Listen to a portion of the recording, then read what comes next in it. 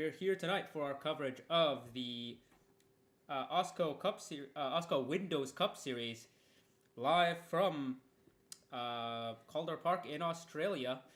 Here for the first race at this track in over 2 decades, I believe. And it'll be 400 miles here at the just over 1 mile speedway here for the Boost Mobile 400. It'll be 358 laps in a relatively sunny part of the world this time of year. How about it, Liam? What do you think about stock car racing returning it to this racetrack? I mean, you brought it up. Stock car racing is back at the Calder Park Thunderdome. It's been over 2 decades. I can just tell the drivers are ready to go. The track's been resurfaced. We got the soft walls in, the safer barriers along the outside, and the grass is looking green here. So it looks like a brand new racetrack, but it should run just like it did back in the day. So I'm expecting a great show tonight. Yeah, plenty of work was done to this racetrack to bring it back up to modern standards. You'll see in the images later that a lot of investment has been put into this track, and it's looking better than ever, basically. Yeah. We just came off of the Daytona 500 last week, and that was most definitely a race that occurred. Plenty of action and plenty of cars retiring from that one.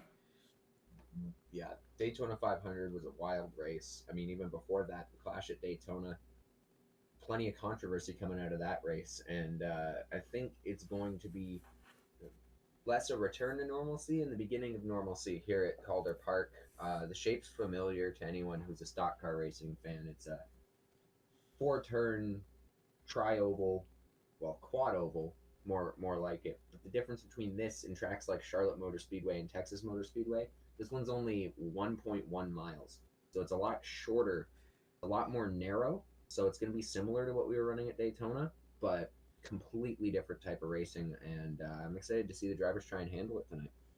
Yeah, in terms of track shape, I'd almost think about it as a quad oval version of Nashville Super Speedway, but even more like a just a regular cookie cutter, but just shrunk. I think, Yeah, but I it mean, you've definitely got you race is a bit different. yeah, you've got that higher banking in comparison to what the Continental drivers were running at Nashville last night, and yeah, it's going to be a complete challenge. We're in Australia, and despite us being on the other in the southern hemisphere, we are still turning left tonight.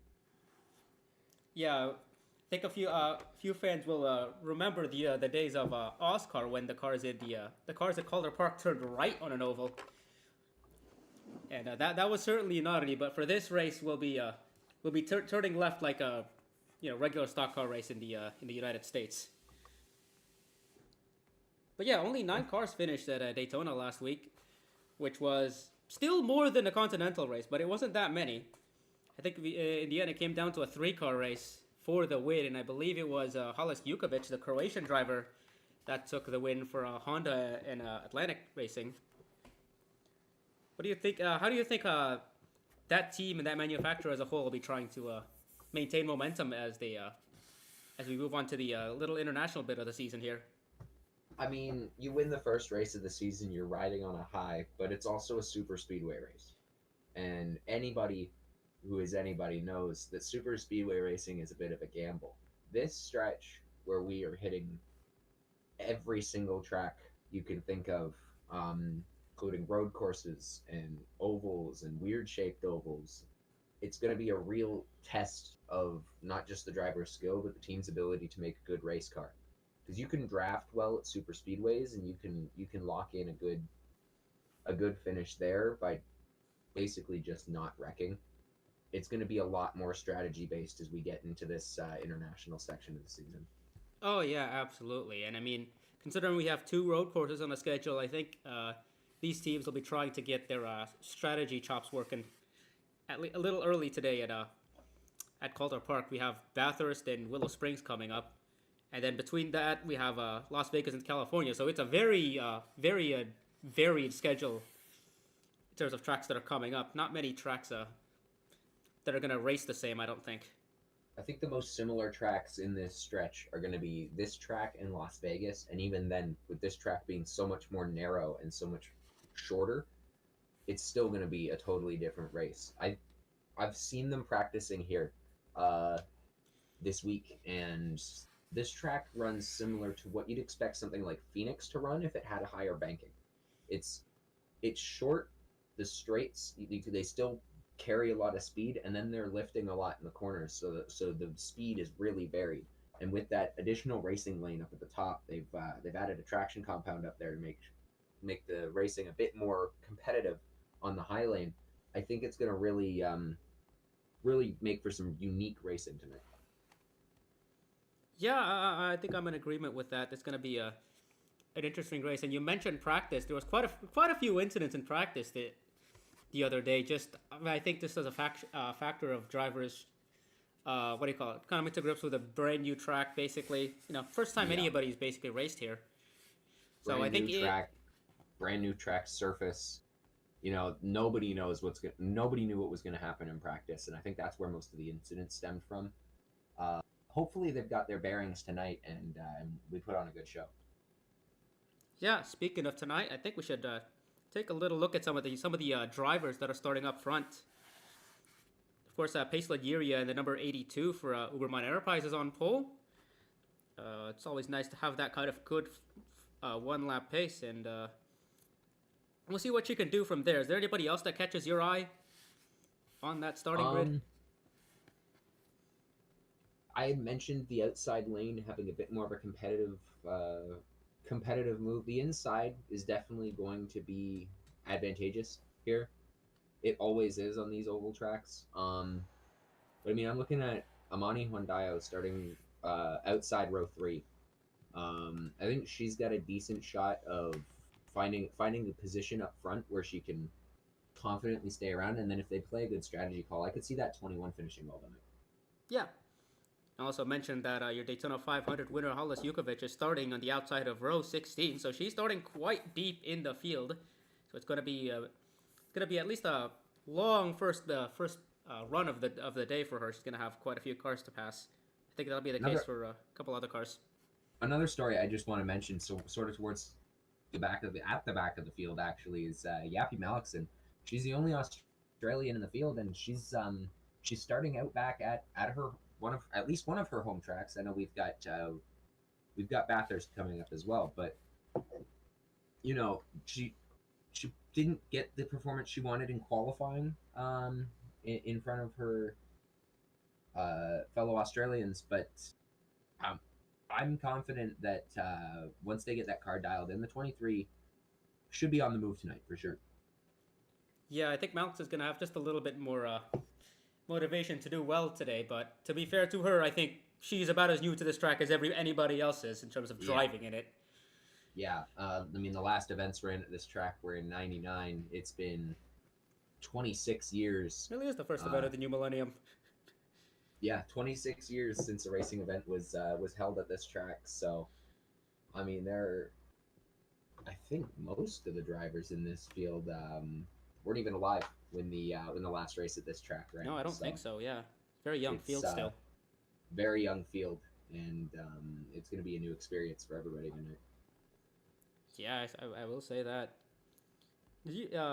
Paisley Yuria, your pole sitter, did finish fourth in the Daytona 500. She was the last car on the lead lap, so she is running pretty well in points. If she can get a good run, she might jump to an early advantage in the point standings here. But it is going to be a long race, 358 laps, as we said before. So there's a lot that can change in that time.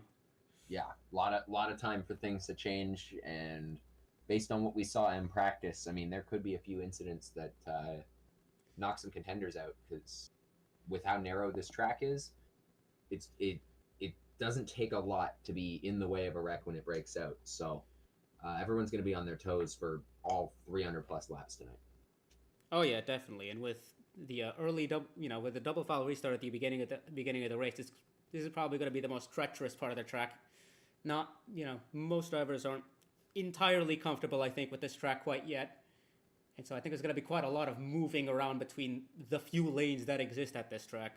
So I think everyone's just got to be a little bit careful at the beginning, just to make sure that they don't get involved in an accident too early and have their day ended within And first 25 laps or so. I keep talking about how narrow this track is, and that's partially due to the new safer barriers that have been installed along the outside of this speedway.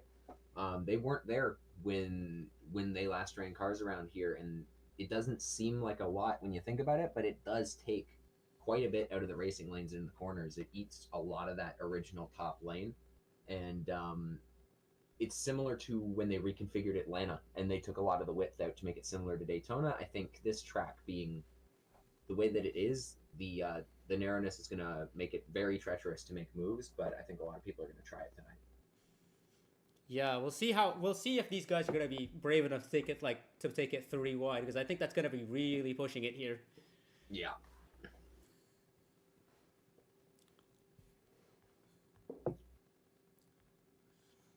All right. Anybody else that catches your eye in the starting grid here, Liam?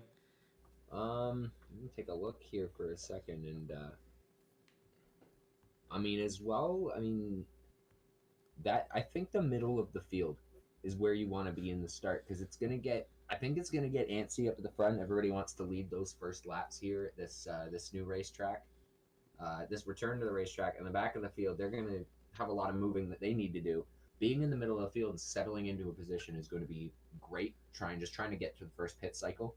So I'm also looking at people like Marcia Bebels, Sophie Chantoise, Jocelyn Nile, even up in row 9. Anybody from like row 9 to row 14, I think, as long as they can settle into a rhythm before that first pit cycle, if they cycle out with some good strategy, they'll be in a really good position to start that later run of the race.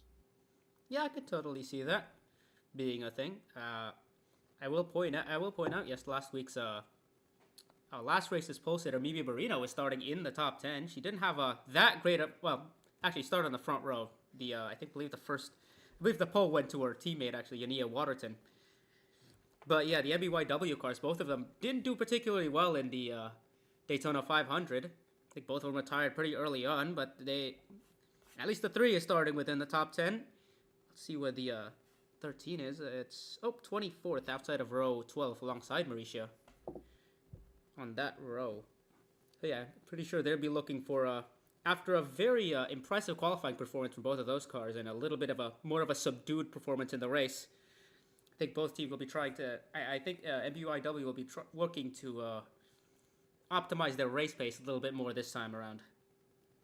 One more thing I do want to mention is, despite the fact that we have multiple manufacturers in this series, just based on where we are in Australia, I'm keeping an eye on the Chevrolets and Fords. The GM-Ford rivalry goes deep in this country, and I feel like those teams are going to try and show out for the Australian fans tonight.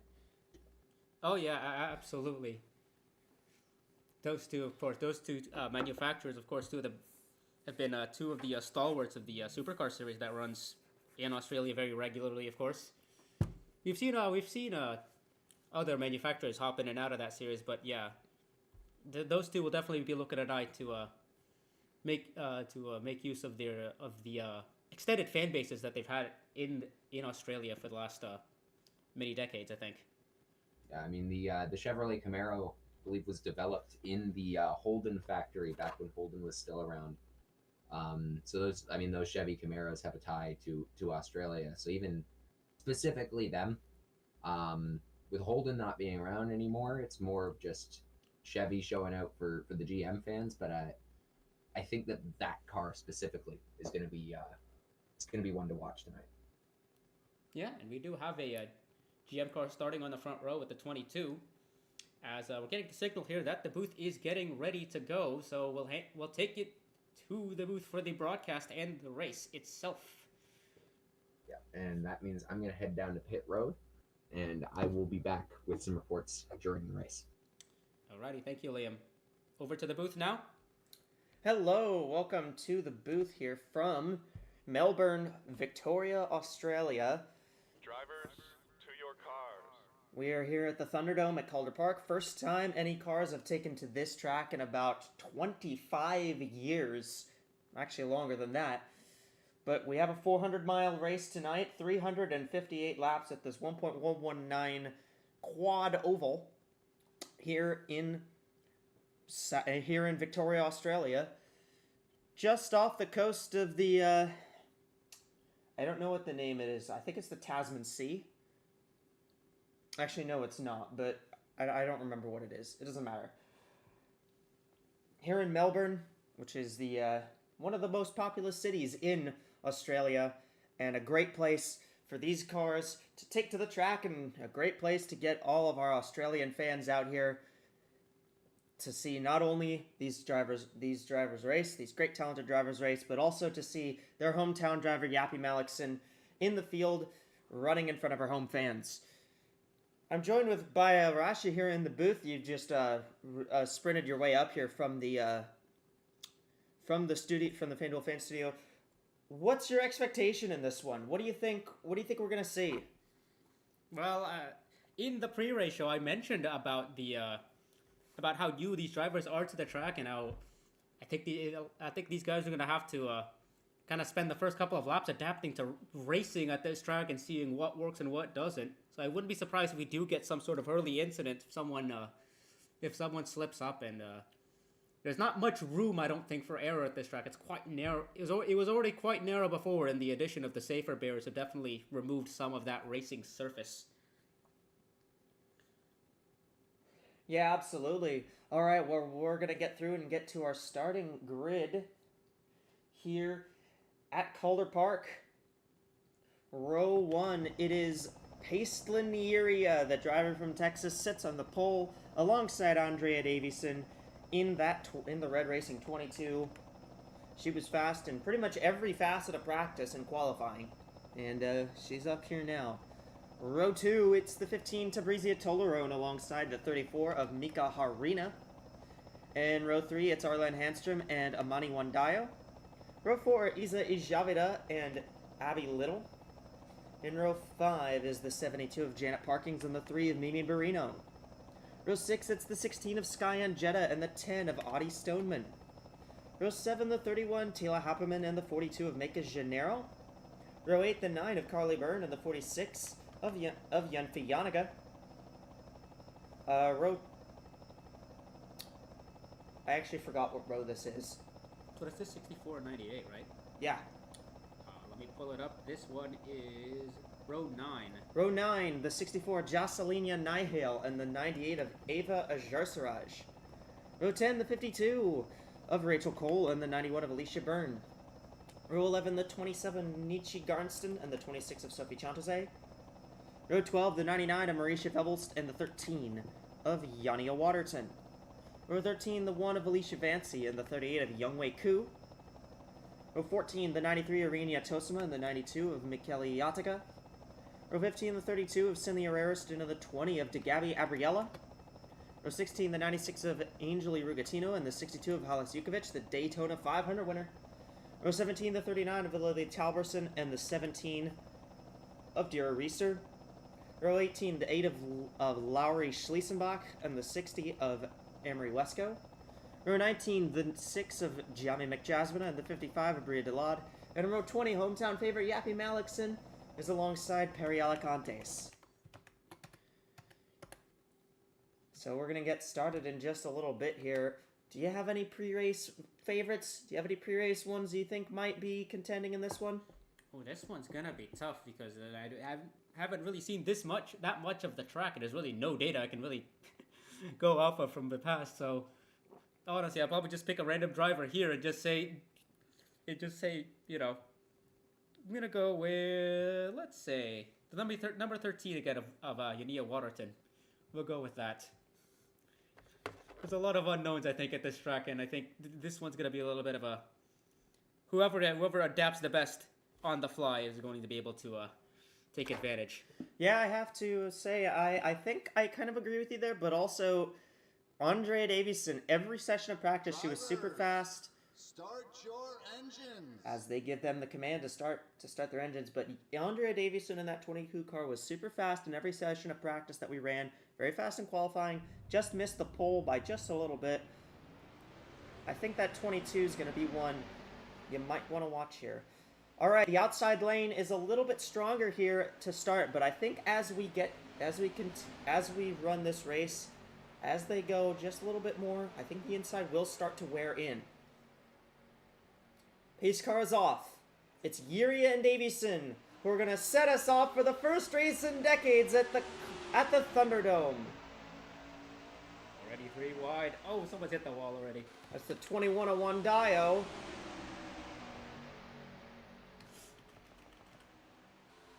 She managed to get back in line. 22 still on the top side. The 15 of Tolaron looking 3 wide, but Just doesn't have the entry speed to take it there. yeah, just decided against it. I'd say that's a smart move at this point in the race. Andrea Davison on the outside, got that momentum up the top, and she's going to lead the first lap. They are 3 wide back here. Burrito's really struggling to keep that car under control. Yeah, it just got shoved out of the way there, and there's really not much place to go when you're being shoved out of the second lane. You get 3 wide on the exit of 4 here. It's gonna be a little bit antsy. Yeah, I'm gonna be scared for if they're 3 wide and they get that. Oh, there they go. There goes the 26 and the 13 of Waterton. Just those two, and I don't think we're Just gonna get a those caution. two, no yellow. They decided to keep it green. They both kept it straight and they kept it out of the way. So we stay green. That's about as minor of an opening incident as you could get. Both cars gonna keep it going, and there's no caution, so everyone keep racing. And they both kept it straight ahead, and I guess there wasn't really that much debris left by that. So we saw this in the Continental race yesterday, where they decided not to throw the caution for an incident that involved the 65 and the I actually forgot the other car already, but It was the 35, I think. yeah, it was the 35.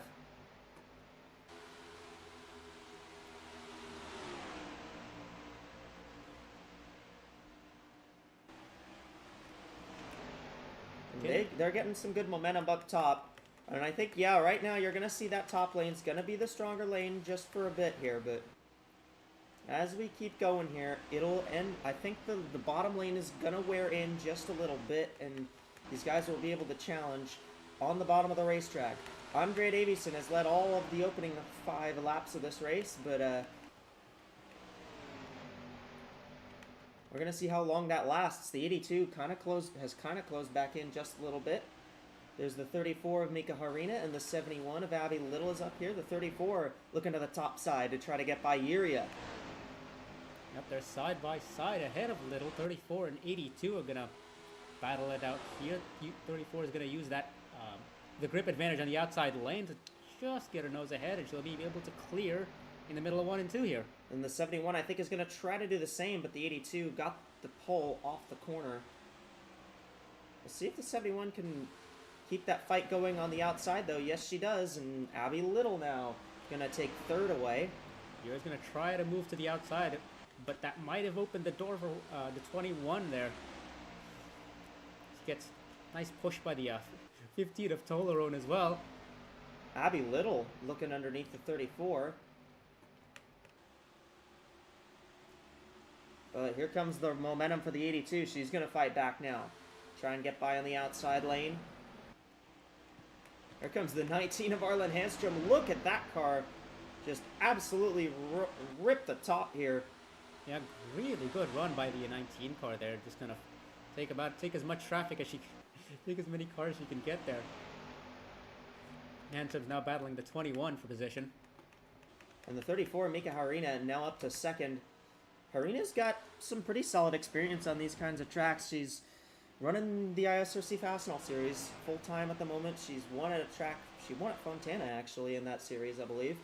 But Andrea Davison, who's got some good experience on these kind of tracks, too. She runs this kind of stuff as her bread and butter. Yeah, gap opened up just a little bit, but they're running very similar lap times here. Still under half a second gap between the 2 leaders. Then it's another 6 cents or so until we get to the 82 of Yuria. I think the 34 is going to close in this time, I think. Liam, what do you got for us down on pit road? I'm just an update on the 26 after that incident on the opening laps here. team is not happy with how the car handles out of the tri-oval. Part of the reason, maybe that new track surface, the grip has been potentially reduced coming out of the tri-oval just on that high lane there, and you saw the 26 get into the wall. Spotter spoke to the 13 team. No hard feelings there for the incident to start this race. I think the teams were just hoping for a caution. Yeah, I think the teams probably were hoping that we would get some kind of caution for just to give them a chance to get everything cleaned up, but was not to be. And now we see the 34 has gotten passed by the 82 of Pace Laniria, and Yuri is back up to the second position. Yep, and with that, the front row at the start are back to being the front two in the race, although in reverse order. Yep, stayed about the same despite all that passing. It's still about a quarter of a second, but I think the 22 is pulling up just a little bit on the 82 this lap. I think the way you're going to see it work out here is the 82 is going to be trying to battle with... The 82 is going to try and get that run because the 82, she started on the pole, but she didn't even get to lead a lap. Well, if she's really pulling here, we'll check the gap. This time it's 0.15. It's about as close as she can get without being right on her bumper, I think. Yeah. She's going to need to find a way to get around her. That's going to be another thing. Driver that started last, Perry Alacantes, currently scored with the NordVPN fastest lap. But we are only 14 laps into this race, so yeah, notably there's no telling as to how the lap times are going to break out in this one. But I don't think we're going to be seeing these lap times really particularly die down. The 26 has pitted. She came to pit road under green, so they are a lap down in that 26 car. Yeah, I was going to say, notably, the two fastest laps belong to the two cars that are running last and second last in that main pack that are, you know, out of the cars that aren't the 26, it's the 13 and yeah, 18, I believe. Yeah. And the 34 looking underneath Yuria now, trying to take second, but this might give Yuria the momentum to go up top and try and make a run at the 22. Yeah, right now, Davidson's just working that middle outside line really well. I think that she's basically just hitting all the optimal grip spots here. I don't think the inside line has rubbered in quite enough yet. No, it's not going to rubber in for quite a bit here. It'll probably take a while before that actually that happens. But I think when we start to see tire difference kick in, I think that's when you're going to start to see the inside line start to wear in, because we saw it in practice. Yes. At the start, when everyone was on equal footing, really nobody could get an advantage on the inside lane. But as practice kept progressing, we saw cars with a little bit of tire difference and a little bit of wear in that inside lane were able to move ahead. And we're actually starting to see that happen here now, as the 71 was outside of the 19 and fell back and wasn't able to hold the position. So yeah, and the 20, it looked like the 21 was going to do the same as well, but Little was able to fight back into 1 and 2 and just kind of get that better exit and at least keep that 6th position on track. They're going all over the place back here. We got Yanaga battling with Nihale and Rigatino with Abriella. These cars will dip their tires down on the underneath that yellow line. That is not out of bounds, unlike at say Daytona or the other super speedways we run at. That's not out of bounds territory. You can go below the apron as much as you want here. Yep, you see the front pack is definitely thinned out to being more single file, but they're still battling it out here. You see the 96 and 32 now working the inside. Yeah. Maybe a little bit help from the 93. But then you can see the 46 using that outside line just to a maximum advantage there. Yeah, she absolutely powered by those cars. Saw the 64 and 20 do that too, and there's the 16 trying to make a move on the 98 of Ajarsaraj, and that, I believe, is actually going to stick. Yeah, Shadow's going to clear here. We'll see where Ajarsaraj goes. She stays on the outside. She's going to work 1 and 2, or they're still going to be side by side, but Shadow's going to try to get the exit nailed here. Yeah, the inside, I think, gets a little bit of a better exit, but the outside really pulls a lot of grip in the corners, but And especially in turns, especially out of 3 and 4, the outside's just got a little bit of more room to exit out of. Yeah, I think the 16 is a stronger car, but she needs to leverage that speed a little bit better, I think. And Jarstraj gets by for the 15th position. 71 and 21. It's the other way around now. Yeah. Wondai Wondai using the outside to pass cars. Yeah, Wondaio's going around the outside right now, and her teammate's out front, and Wondaio is really trying to make some moves stick. Here she goes around Handstrom. That's another driver who pretty good at these kind of tracks. I mean, we saw Amani Wondaio win at Homestead in the ISRC Fastenal Series. So she knows how to get it done at these kind of high-banked, high-line tracks. Yeah, definitely. I think she's got the pace to contend for the race win here, and she's running really well right now alongside her Red Racing teammate in the 22. Yeah, Davison out front. Led every lap so far, Andrea Davison has, as Pacelanieri is kind of stuck behind her for a little bit, but you haven't seen them really push it too hard. Oh, we got a caution. Caution is out. It is the 23. Yappy Malikson is around, and she is kind of stuck on the banking here. Right on the transition. That's really unfortunate. That's like one of the worst places you can get stuck at. And unfortunate deal, I think the 18 of Alicantes and the 55 of Delad were also involved. Yeah, I see significant damage on both of their front ends. I wonder if both of them hit the car. So, as we expect, I see everyone's going to come to pit road. I imagine they'll be taking 4 tires here. So we're going to watch the pit stops, and we're going to see how this plays out. It'll be a front row coming in, first and second into the pit lane. We'll see how they stack up outside. Yeah, it'll be a single file restart. These pit boxes a bit narrow here, but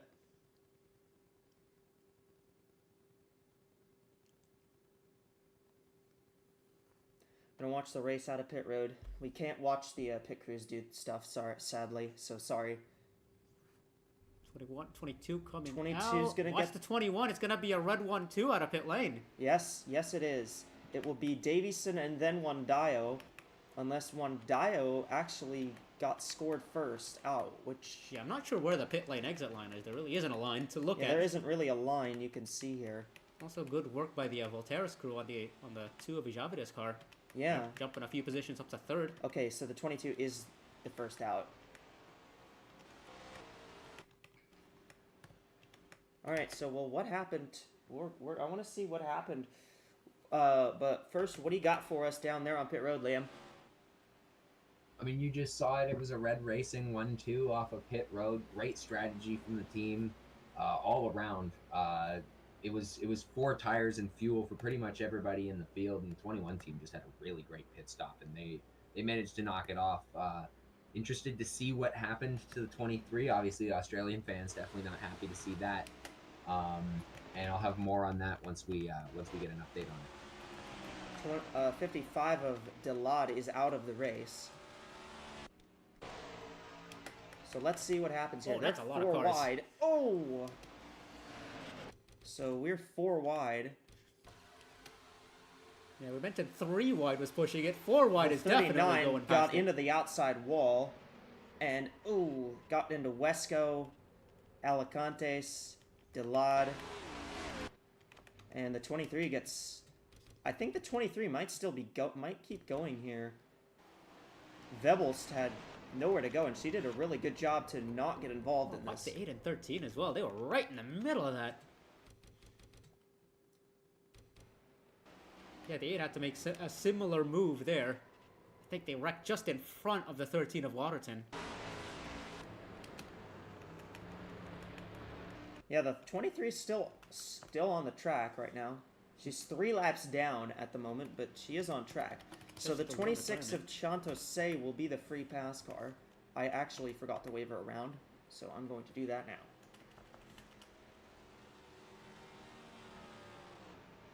Because she was the only car that was a lap down at the time of the caution.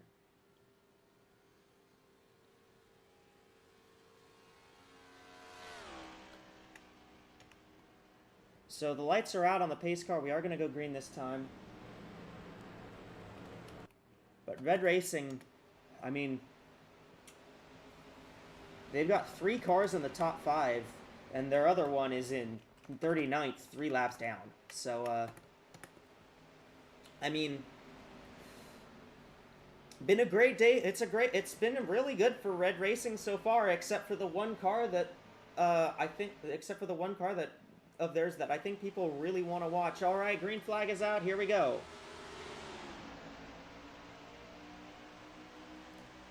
Three wide already. Oh, look at the 9 hitting the Oh, wall. around goes the 71. Little into the Little field. upside down. Oh, there's a big stack up here. A lot of cars getting some secondary hits. Oh, and Shantose just piles into the 13 of Waterton. And I'm pretty sure that'll be another caution. Yes, it will.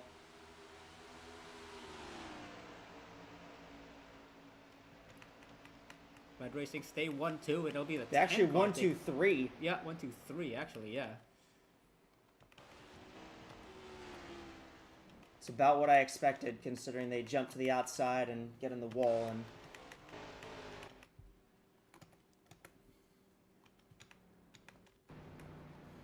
Yeah, I was gonna mention how they were scraping the wall a lot on the initial start, and was wondering if they were gonna be a little bit more careful about that this time by, but that clearly wasn't the case. everyone's coming back to pit road here.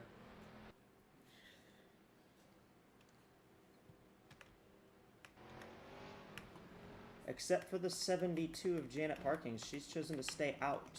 So that car is going to be the leader.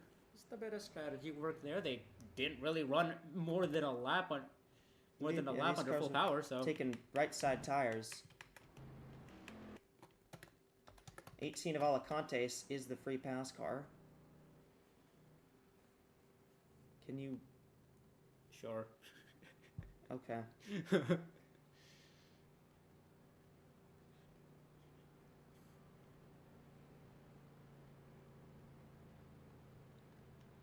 So, what do you got down there for us on pit road, Liam? I mean, just talking to some of the teams after these last 2 cautions, it's more of what I had mentioned earlier on in the race with the 26 car. We got just issues on tri-oval exit. These cars started gliding across this new track surface, and once they get up high, they just run out of room. And we saw it with the incident that damaged the 23 car, and we saw it again with the 71. Luckily, Abby Little was able to drive that car back to pit road after a scary incident flipping upside down. She's back out on the track, so clearly that Monster Energy team not done yet, but yeah, more issues from these teams with that exit of the tri-oval. Definitely something to keep an eye on later going through this race.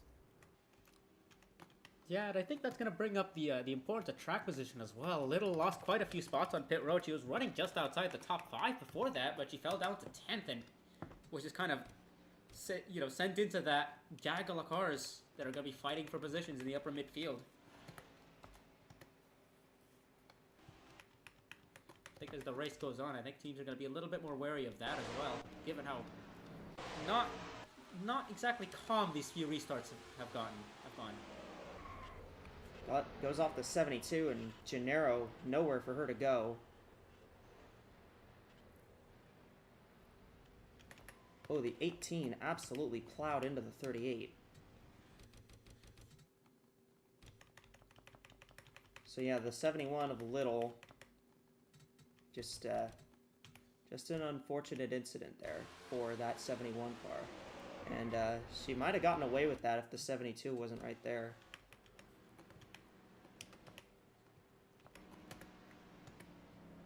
Well, the 71's on track again, and the 18... No, the 18's still on track. The 18, yeah, the 18 just got the free pass. The only retirement we got from that was the 42 car of Make It Gennaro.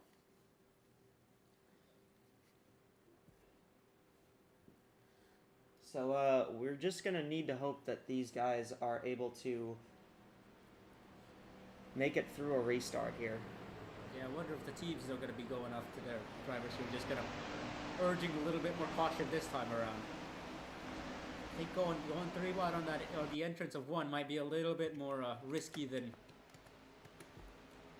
it is anywhere else, really. Yeah. Yeah, risk reward calculus on that one might not be entirely great.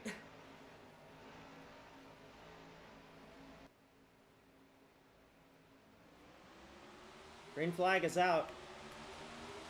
Back to racing. Cars are jumping outside, but there's not much 3 wide here at the front. 21 got the wall again. The Oh, 17. another spin. There's Velbost and Reister, and yeah, they. More cars, yeah.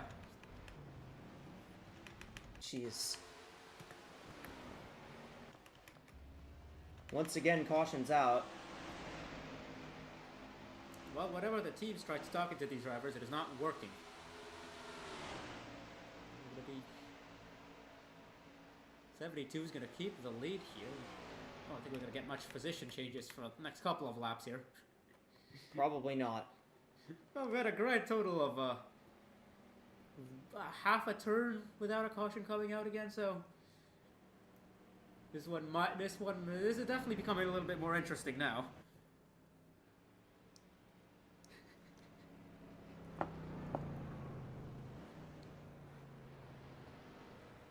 Here comes everyone back to pit road again.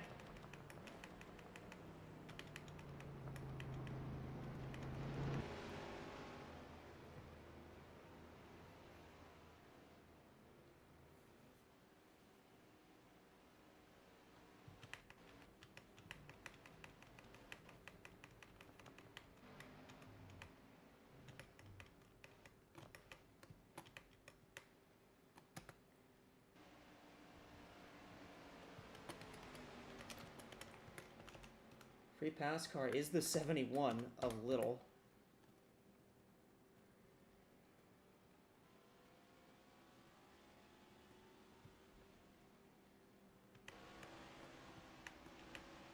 Davison wins the race out against the 72 there.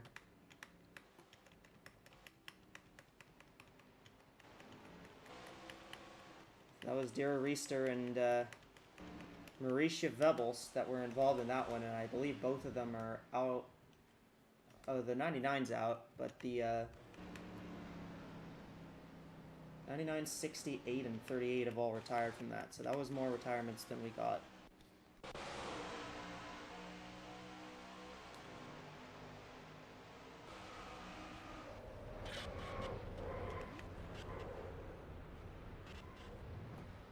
Yeah, just a big stack up going into the corner there. Not really much Vebels could have done.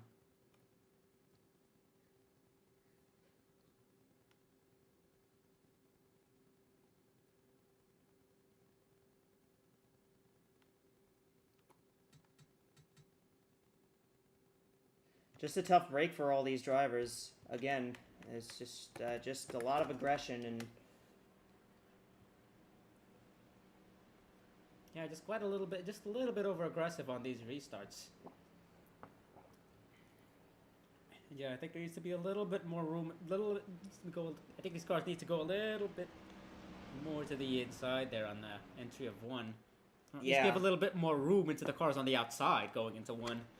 I know that outside line is prime real estate on these restarts, but they're not exactly being courteous about it, and they're just gonna wad up more cars than it's gonna help.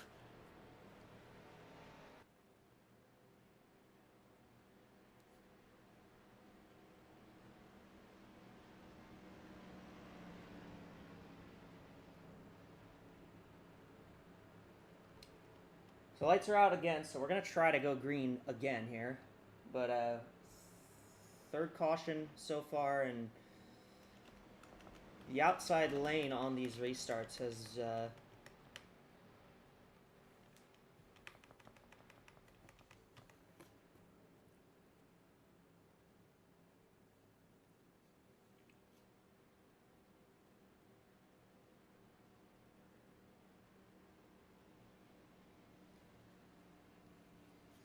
Yeah, we'll see how the drivers take on this restart, given that we've just had 2 cautions for the exact same reason. Yeah, they...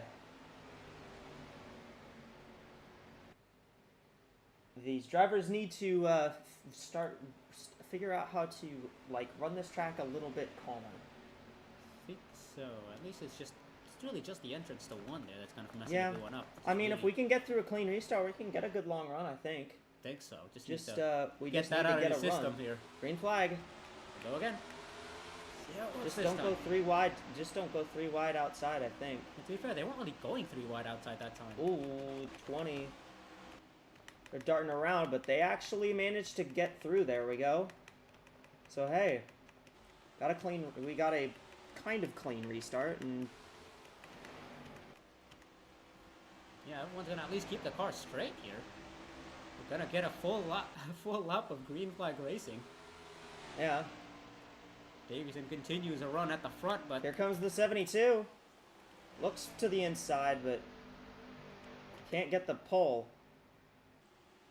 yeah, won't really get the run on the inside. I think we're gonna see a little bit more of outside running here for a couple of laps. Yeah, Lots of 2 wide in the midfield here, though. The edge of the top 10, I should say. oh, the Nine's got 9. a- 71 got has a a tire tire down. 9 is something The else 9, entirely. I believe the 9 got a penalty for jumping? Maybe? That's Maybe that's, or that could also just be, damage repair. There's a move by another red racing car. The 10 looking to the inside of Toblerone in the 15. Can Stoneman get that run? Yeah, we've yet to see the inside really work. Oh, Well, here she's comes starting Yuria to help a little bit, I think. Yeah, Stoneman's starting to pull this a little bit. So for Davison, she's led almost every lap, but the 72 of Janet Parkins led just a little bit. Yeah, Stoneman made the inside work. Look at that. The 10 is starting to get the grip down low. Yeah, good work by the 10 getting that run working this early. There's the 71. Everyone's come up right in front of the leaders here. Yeah, the 71. Bit bad timing for these 71's guys. 71's definitely going to be off the pace considering she flipped, but Yeah, they're gonna be side by side. 72 had to slow up a little bit, and that let the 10 catch. Here comes Stoneman. And she'll clear. Can she move up? Ah, she doesn't even need to. Wow, Stoneman really running strong. That 10 is Genuinely quick. really impressed by how fast she's running on the bottom lane, because we hadn't seen that first run. We hadn't really seen that. She's moving extremely quickly here. And look at our TV2 cameras for a little bit.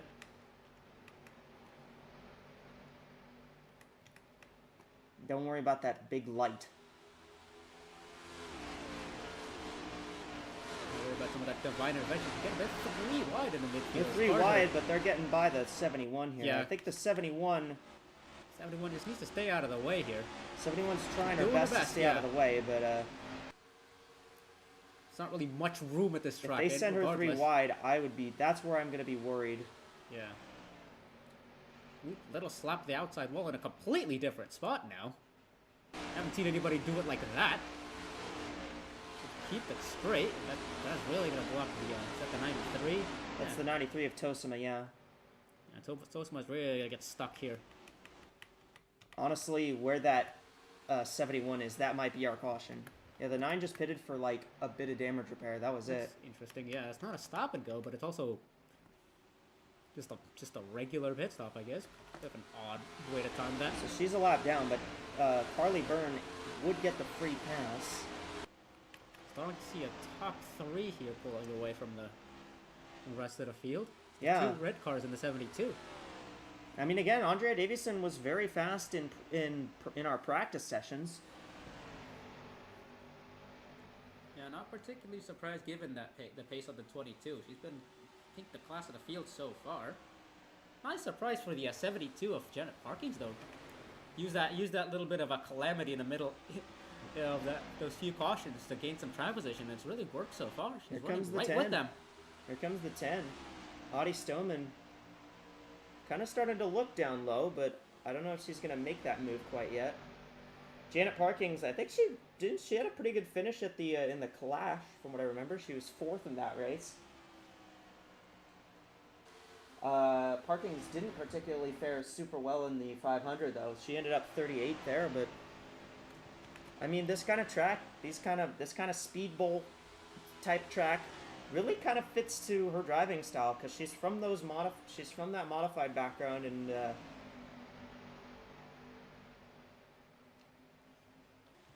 honestly, I think she might. I think she might overperform in this Team Flurvent car. Team Flurvent's got two very good drivers on the team right now, and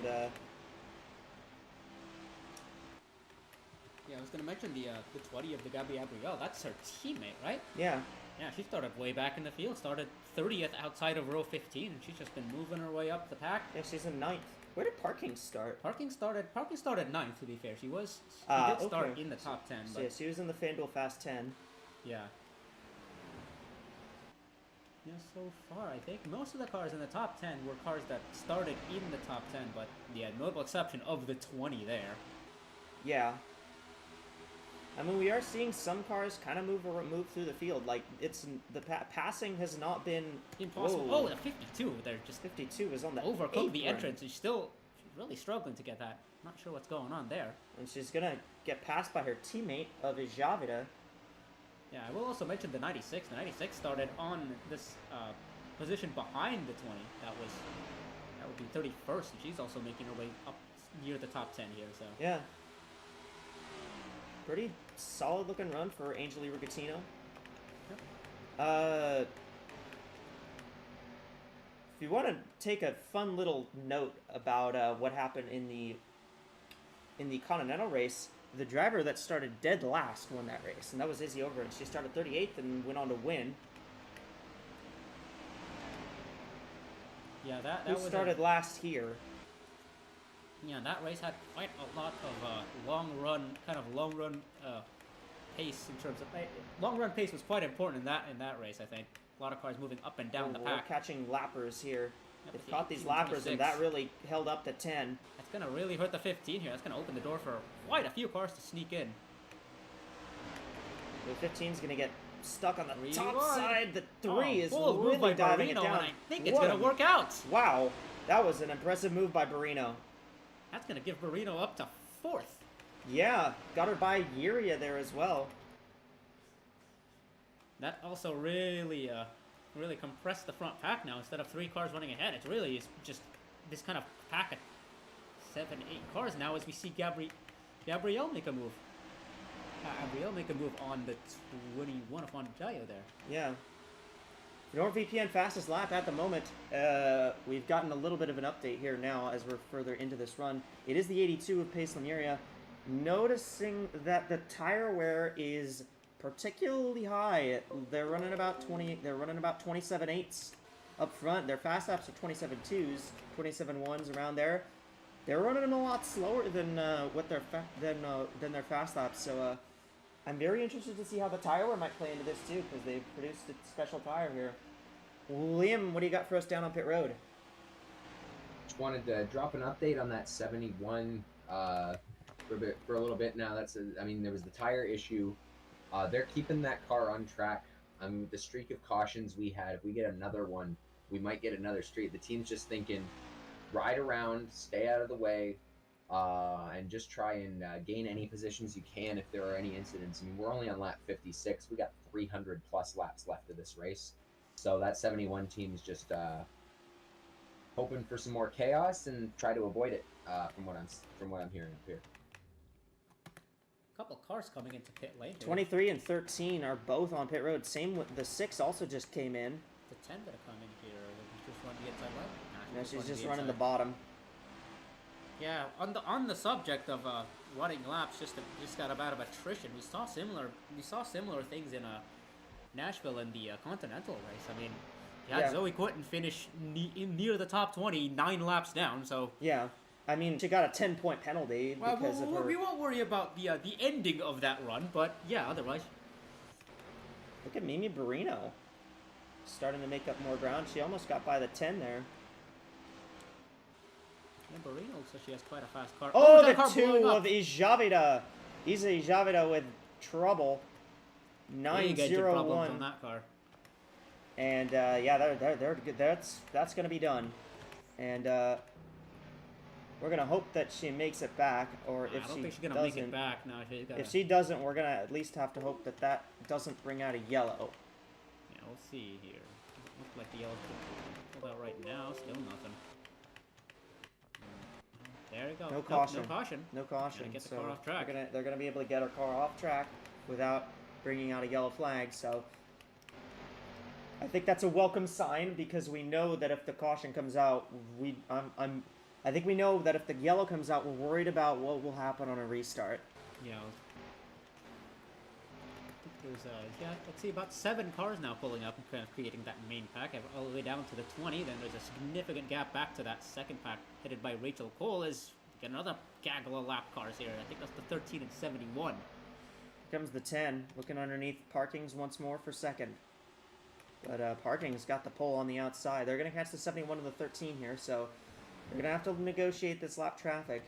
It's got to be a little bit smart here, especially if you're the 72 and 10. You don't want to I be think heading... this might end up be where we see a pass for the lead if it happens, is if one of these guys gets held up by lap traffic, as the 71 did not get out of the way for the 22 Yeah, there. Marino moving to the outside here. Reno's She's going trying to to be able take to make advantage. the pass before she gets stuck behind the 71. I think Has she the will. room. She's going to have to Gotta have get to move down quick. She'll do down. so. She does, so Barino's up to third. Here comes Yuria trying to take fourth from Stoneman. Stoneman pushed out wide there. There's not nearly enough room, I think, to make a move this time. I mean, I haven't really had a lot of battle for the lead, but I think this has been some pretty solid racing when we've been going green. I think this has been genuinely pretty good to watch from these cars, and obviously the tires are starting to wear out as well, which is making it fun. We're running over a second behind optimal pace now. These guys are running mid-28s now. I think just a little bit of management is going to be really important at this point in the race. I think these guys were a little surprised at how much tire wear we got during practice, and I think they're going to be. I think we might see some of these guys shortcut that pit window. Yeah, maybe. I think teams are going to be looking at ways to kind of get around the degradation here. It's a hot day here in Australia. Hot, windy day. 88 degrees Fahrenheit. 21 mile per hour winds to the north, which honestly may actually be the reason why they're pushing into the wall so much. Oh, that could be the case, yeah. It's just very windy because it's Australia.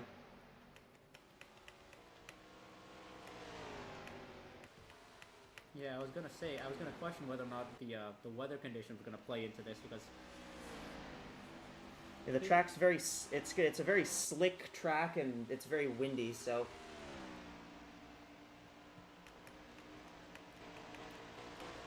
yeah, that might be a part of the issue that these drivers are facing. See that 23 is running a couple of laps down, I think, but she's running at the pace of these cars. she's 33rd. I believe she's 5 laps down right now, but Yeah, she is out there still. And I imagine she's probably getting the cheer from the fans whenever she goes by, just because 39's on the pit road. That's another. No, That's damage repair. yeah, it's definitely some. They're doing damage repair, and they're just trying to do something a little different with the cycle. Remember, she was involved in that in our most recent incident. Oh yeah. And these guys are kind of calming down a little bit now. Yeah, the pack's 15 of definitely thinned out. Tollerone is alongside the 9 of Carly Byrne. That is not for position. The 9 is a lap down. I think she's actually... Oh, no, she's only 1 down. Yeah. Saw the 9 come in at the restart there. Yeah. 39's 39's coming out on back track. out on track. Right in the middle of this group. Andrea Davison, though, has looked dominant. Yeah, she's looked like she's still definitely the class of the field right now, even with that little bit of damage. Not really hurting her that much. So as we encounter yet another gaggle of lap cars here. I think it's a 26 and 18 again. 26 and 13. Oh, 13. And don't look now, but Yunfi Yanaga, 46 car. I think she was involved in a couple of those incidents. She's definitely in the middle of it. She's up to 10th now. So top 10 run for Yanaga, who had that issue last week at Daytona, but was able to come back and finish 3rd in that one. Was it 3rd or 2nd? I can't remember. This race is starting to turn into a short track with a quad oval right now. Yeah. Passing's definitely going to be at a premium, and there's a lot of A lot of lap cars just kind of moving about. So it's going to be traffic management is going to be really important for these guys. When the preferred lane is up top like it is here, passing is going to be tough to do. But the 20's going to go for this spot on Yuria, and she's going to get this spot. Actually, she's going to get up to fourth here, I believe. 3 wide. The 10's going to send it, but the 20's going to clear before she can make it 3 wide. I think. Yeah, I think the 10's just kind of looking to just make up position here, and the 20's going to get outside of the 3.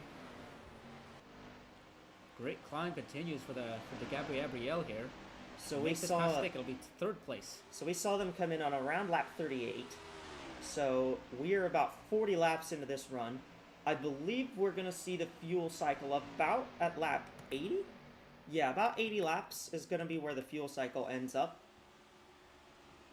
Yep. For the leaders now negotiate yet another lap car.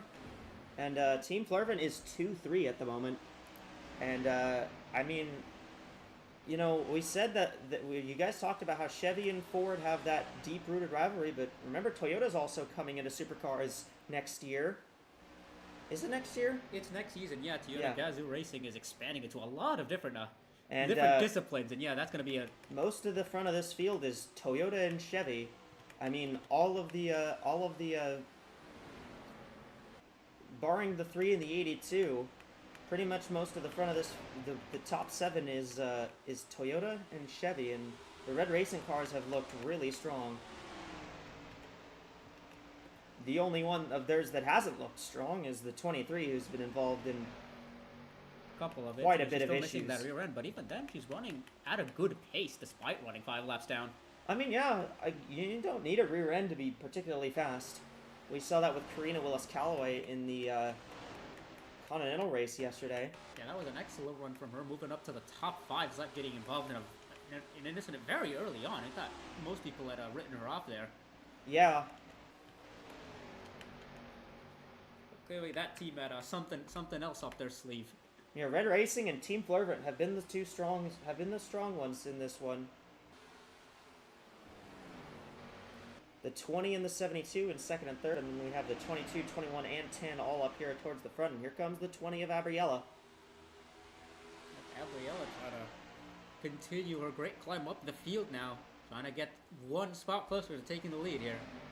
She's gonna have to take it from her teammate. Parking's gonna get a good run up the top, but good exit by Abriella there. Abriella got side by side. Abriella got a very good pull off on the bottom. But I think Marina go, this might decide it. Better exit from Parking's out of 4. Should be able to clear here. Yep. 72 keeps the spot. Yeah, I think you really need to get the pass done before you hit into 3 and 4, because the exit of 3 and 4 just benefits the outside line so much more. Yeah, and again, we heard, you know, in the preseason, we knew that the 4-car teams got a little bit of a ratings boost, but so far, most of this top 10 is not from any 4-car teams. The only 4-car teams that are up in the top 10 are 3 of the red racing cars, and the only other one is the 46 of Jan Fianaga, who's driving for Southwest Racing. Although right now, Arlen Hanstrom is currently battling Fabrizia Tolaron for the 10th spot.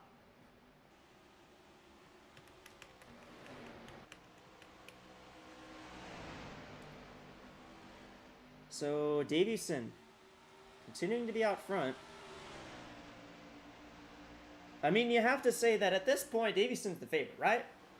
Yeah, at this point. Right now, yeah, she's definitely the early favorite.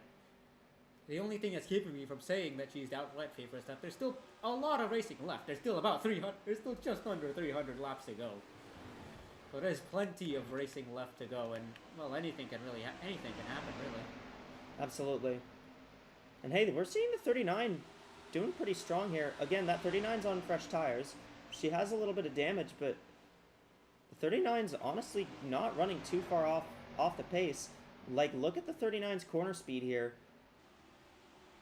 That's those fresh tires. Yeah, I think the fresher tires are going to start kicking in a lot more until the leaders start to pit once they run out of fuel, I think. Yeah. Around that 40. We check on what these leaders are running lap time wise. 28.4 was the last lap for the 22. And 28.3 was the last lap for the 72. Okay, so I think they've kind of plateaued in terms of tire life. They've been running about a second. And the behind. 39s ran a 28.1 that last lap, so Yeah, just a couple of tenths faster, and well, running in traffic will do that. But yeah, the Daytona is clearly faster with those new tires. this track being a particularly high wear track kind of reminds me of Rockingham a little bit. Yeah, that's a good. Although that's actually this is not wearing as much as Rockingham does. Like Rockingham is a very high wear track, and I think we go to both Rockinghams actually. I don't remember if we do. I could check that. Yeah, oh no, we don't go to both Rockinghams. Sorry, I lied.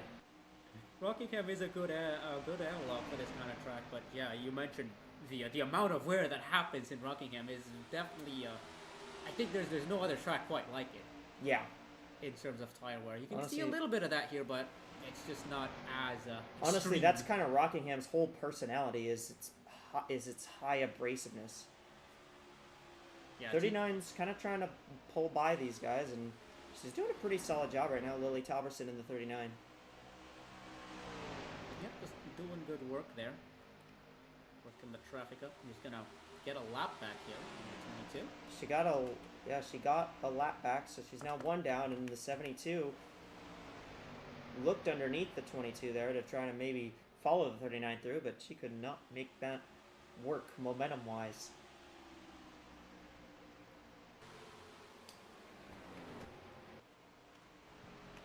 I will be very interested to see how this tire wear I will be interested to see how the tire wear plays out as this race goes on a little bit longer. And there's the 23 again, keeping pace, not doing too shabby here. Yeah, I think good work by Red Racing to keep that car at least with the rest of the field in terms of pace. Yeah. Which is running just about as fast as all her other teammates. Yeah, I mean, her only real issue is that she got stuck on the banking. 64 that's another problem. is reporting, and we're hearing that the 64 has an oil leak. Looks like they're going to get that fixed up, though. And she's just coming out of pit lane now. She's going to come back out on track. The 64 is going to be a little bit off cycle, but we may see that the 64 have some interesting. The 64 is going to be a car I'm going to watch now because she's got fresh tires. They just put tires on that thing. Yeah, she's going to be way off cycle, and that's going to really cause some shenanigans, I think, in terms of speed differential. Like 45 lap fresher tires at this point. Yeah, that's going to cause a little bit of trouble for the leaders as the run goes on as well, because she's going to be running on much older tires by that point. Yeah. She's just getting up to speed at this point. Yeah. We really haven't mentioned that one car of Alicia Vancy at all. Oh, was a 64, jumped down to the apron. She's just trying to stay out of the way of those two cars, but... Yeah, she tries to get up to pace. I think she's realized that she's going to have much better pace. As we They're see all over the place. Yeah, they're getting stacked up behind some lappers here. The 71. Yeah, the 71's going to jump to the inside. That's going to... Are they going to three-wide Thought about three-wide. Oh, they tried, but the 20 backed out. Tried. Smart move by the 20 there to... Yeah, just good, smart racing for now. Don't push it. Oh, here comes the 72 up the top. Here comes Parkings. We're going to get a lead change under green here. As long as the 26 stays out of the way. Oh, the 26 is going to block the 22. That's really going to help the 72. 72. Janet Parking's out front. Parking's out here front, comes and the that's 10. another spot that the 22 is going to run. Davison, that's a really unfortunate timing for Davison there. Davison's going to move down from a commanding first down to third now. Yeah, and just like that. And just like that, we have a new driver out front. It's the modified driver from Massachusetts, Janet Parkings. In that Team Flurvent Toyota. Yep, as the second pack now is coming down on the 26 and 71. Oh, a bit three wide here. One lap car's on the inside, one's on the outside. That's gonna cause a lot of problems for these guys. Hey, I will say though, we've gotten a good green flag run here. Genuinely really fun to watch. Yeah, no, it's been really fun to watch. It really does feel like a bigger... Dare I say it feels like a big version of Bristol with the way these guys are running. It's not quite as physical, but it's definitely... Get ready for the Melbourne Mark. That's what Liam just radioed into me. But...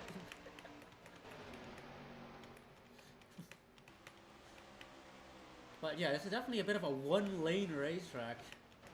I don't know if I'd Well, say it's not a really one lane. track. It's like 1.5 lanes. You can use the inside, but you have to time the run right, or else Yeah, it's not gonna work. you can make the pass stick on the inside, but I think when the tires wear out, I think the outside becomes a little bit better. But I think if we get a green flag cycle, Yeah, I think if we get a green flag cycle, that's when we're gonna start to see. That's when we're gonna see a big difference. Yeah, I think that'll be interesting. We're about 60 laps into this run. I wonder if some of these teams are thinking about when they're gonna time their stop here. 28.6 now was the last lap for the 72. So again, what's the 64 running? Where is the 64? There is. Oh wow, 29. 29.2. That might be. She might be a little bit. She might be. She's kind a of little bit slow on the engine department. But she is still. She's stuck behind. She's stuck in traffic right now. Yeah.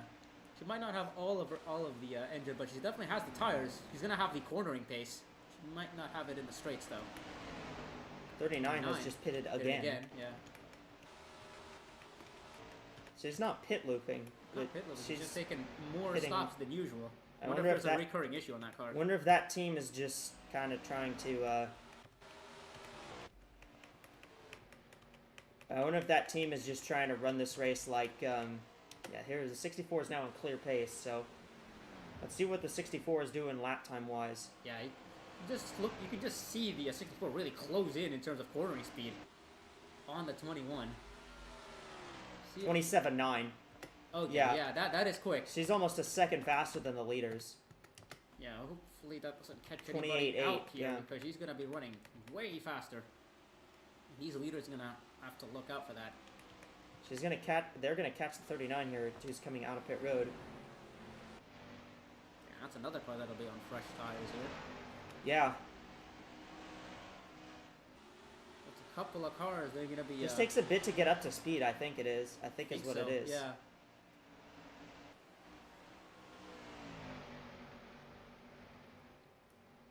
Yeah, you can really see just how much faster these cars are on the corners. Hey, Pace Linearia once again having a pretty good run. I mean, if you're Pace Linearia, finished 4th at Daytona, lost the lead draft at the end of the race, and Yeah. oh, caution! Caution. We have a yellow, and I'm For nothing. not exactly sure for what. I don't see anything on track. Nobody's sideways or anything. Nobody's particularly slow. I mean, the 26 is slow, but that's just normal. I think it was the 71. Perhaps. Well, we'll see. We're gonna see everyone come to pit road, so Yeah, this is a good time for everyone to come in. I think everyone is getting ready to come in sooner rather than later. But well, the caution flag is out. we'll get our first shake What do you another got for restart. us down there on pit road, Liam? As we see cars. No coming down shocker here. Everybody's coming to pit road, and it's going to be 4 tires and fuel for everybody. I mean, the tires wearing like crazy. A lot more than I expected them to with this new track surface. Clearly, Goodyear came with a bit softer of a compound today. Yeah, these guys. I mean, just 4 tires and fuel, get them ready for the next cycle, and teams are just telling their drivers to take it easy on the restarts.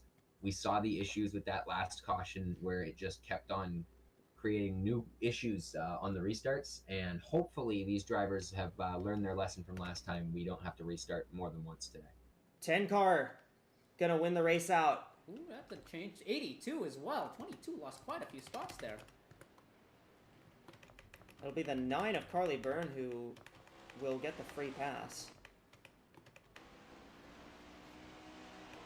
The 72 did not have a very good stop. The 72 didn't have a very good stop. The 22 actually dropped back, I believe, to 3rd. Yeah, the second didn't have a great stop, but it didn't really affect her position-wise. So the 23 will be in the way, but I think she'll just get waved around. Yeah, the 23 will get a lap back considering that she's in between Lead lap cars in the top lead 10. lap cars. So 9 takes a little bit of a shortcut through the grass to take her wave around there. 39 is going to take the wave around as well. I think the 18 as well. I see that WeatherTech car. So in the middle of this. Okay, so yeah, the top 10, 10, 82. 23 will be waived. 72, Yep. 22. 18 will be waived. Yep. 21, Is this 64 4 will be gets waived? waived. It's all the way down to the 34. Yeah, okay. It's just those 3 then? Yeah. Yeah, well, let's see if I can figure out what happened to bring out the yellow.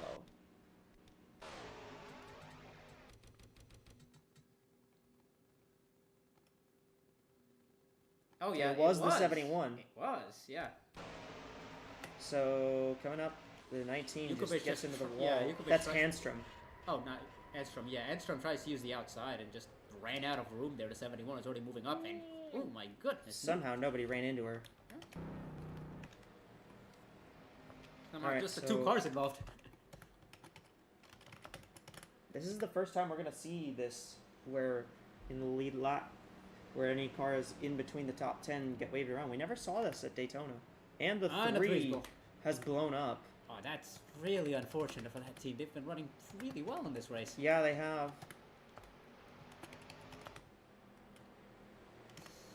64, yeah, those are the 3 cars.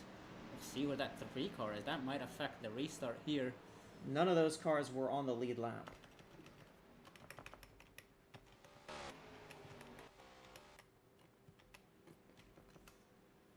None of those cars were a lap down, rather. They were all They either were 2 all, or yeah, they more. were all 2 down. So, we are about to complete 100 laps here from the Thunderdome. And, well, last restart, we worried about it a little bit. Are you worried about this We'll see one? how the winds affect how these cars are handling into 1 again. We had to try it 3 times before we got away clean last time. So, Audi Stoneman's got the lead. Here we go. Green flag. And already very aggressive move by the 21 of Wandayo. Almost hit the wall before getting into turn 1. Couple cars hitting. And it's there's like a Yanaga. 46. Yanaga, big wreck. Fancy upside down. Oh, wow, that's they are a all lot of piling cars. in. Couple more of the lap cars getting into that. There's the 3 blowing up. Wow, that was a lot of cars. That was bigger than even I anticipated.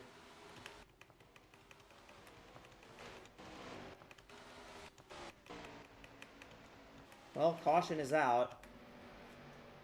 You confirmed that a gearbox problem seems to have hampered the number 3 car. So that's what caused the engine to blow on that thing. And, well, I'm not surprised.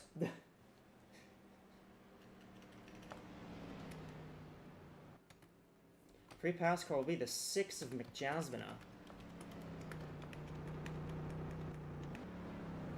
We're going to see a couple cars stay out. 96. Yeah, a few more cars stay out. 96 is lead lap. I think they saw what the 72 did in the last flurry of cautions here, and I think they're just thinking maybe getting a bit of track position won't hurt. Yep. So, yellow flag number 5. Right side's coming on these cars. Just 2 tires looks like coming on for everyone here. Angeli Rugatino now going to have the lead. And a fair few cars are... Looks like we only had about 2 cars here that were on the lead lap stay out. Yeah, I think it's... I am gonna be I don't curious. think anybody else here is on the lead lap. I think everyone's a lap down here, but all of these cars are going to get waved around. If they stay out, yeah. As long as they stay out. They do have an opportunity to come in here. 10 wins the race out. 72, 82, 52. 52. Rachel Cole starting to make her way up the field, and up 22's lost a couple more spots there. Here comes all these lappers down pit road, yep. All these lappers going to come in, take the chance to get some service. Jamie McJasmina was the one who got the free pass on that caution. Alright, well, what happened? Because on the outside here... Yanaga's on the hits outside, gets the wall, wall, didn't really turn. ricochets out. Ooh, Vancy took a hard Nancy hit. took a wild ride there. Vancy takes a hard hit. She gets knocked out in 32. And slides One up just into the kinda- 32 right there. Hooks off the wall. Then yeah, these cars are here. I see a fender flying off of somebody's car. Reister got some air. 26 of Chantose got some air. Got a bit of a conga line on the apron there. Just cars trying to avoid this mess. 98 of Jarsaraj, I think. Jarsaraj I think she just stopped. just kind of stopped dead in her track there. I think she just stops to not run into this. Pretty much. You went about 15 miles an hour. That is basically stopped if you're in one of these cars. I believe she didn't hit anybody. I believe she got through that clean. Yeah. Impressive. That's a great avoidance by the 17 car of 17 coming in. Reister. Okay. Not sure what was going on there. 96 at the stop.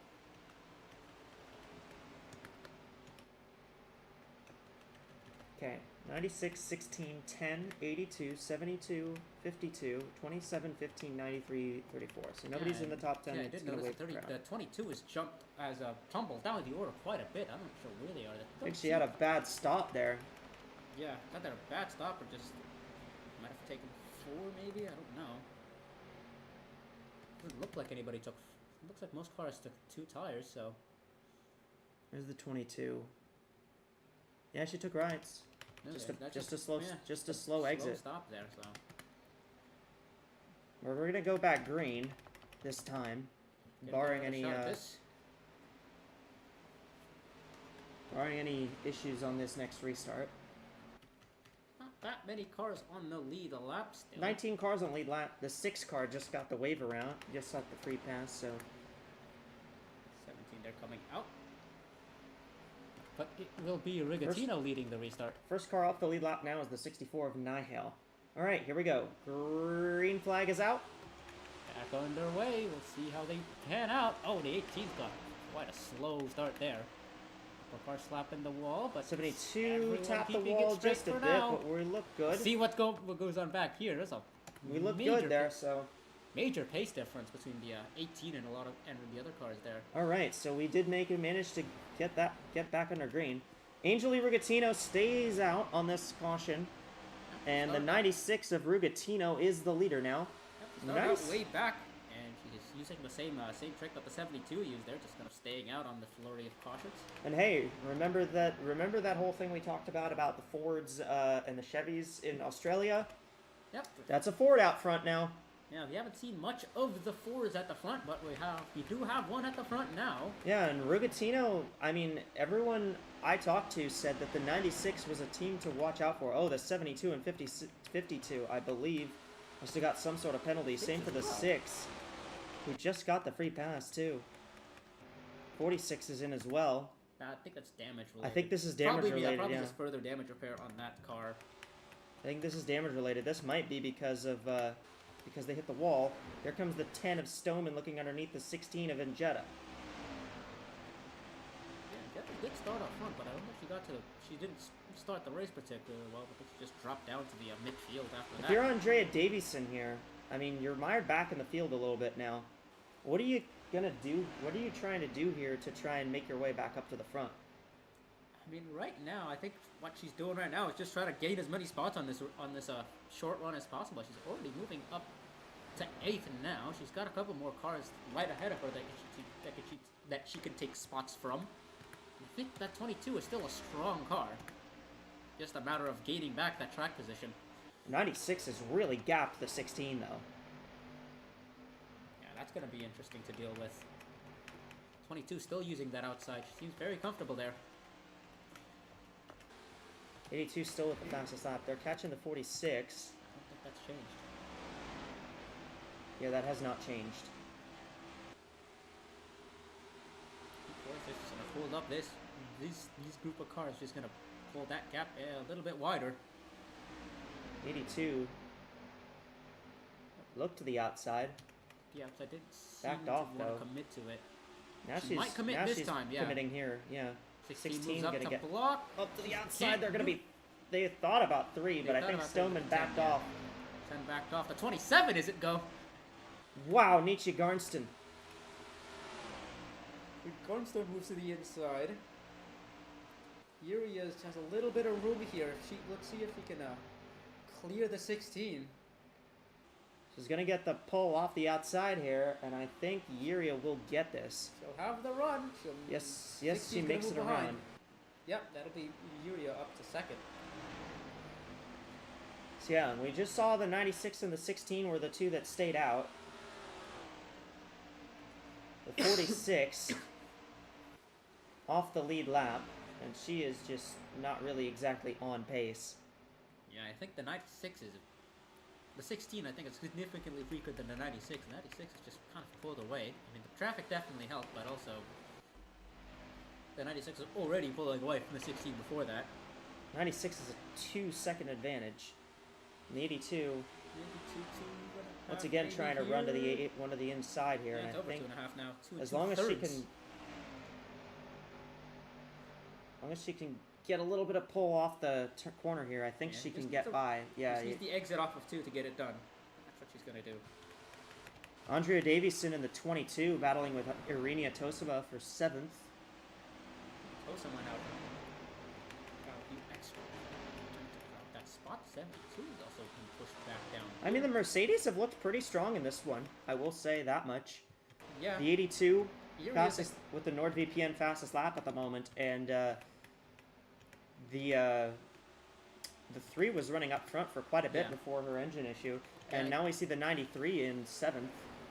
Yeah, I think in terms of cars, in terms of the lead lap cars, I think the 82's been the most consistently good one. She's been up front pretty much the entire race, whereas the rest of those kind of come and gone with the different runs.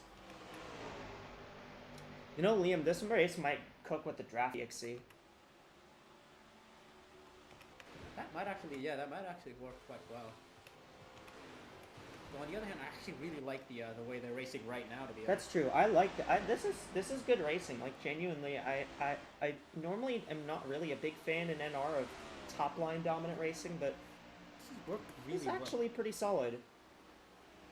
Yeah, usually the AI and NRs tend to not really understand how to do top line racing, Yeah. but they are handling it pretty well. I mean, I think it helps that you can make both lanes work. Like, this is kind of like Vegas, where the top lane is a little bit stronger, like in terms of momentum, but the bottom lane can work if you have the right If run. you have the right run or like some help, yeah.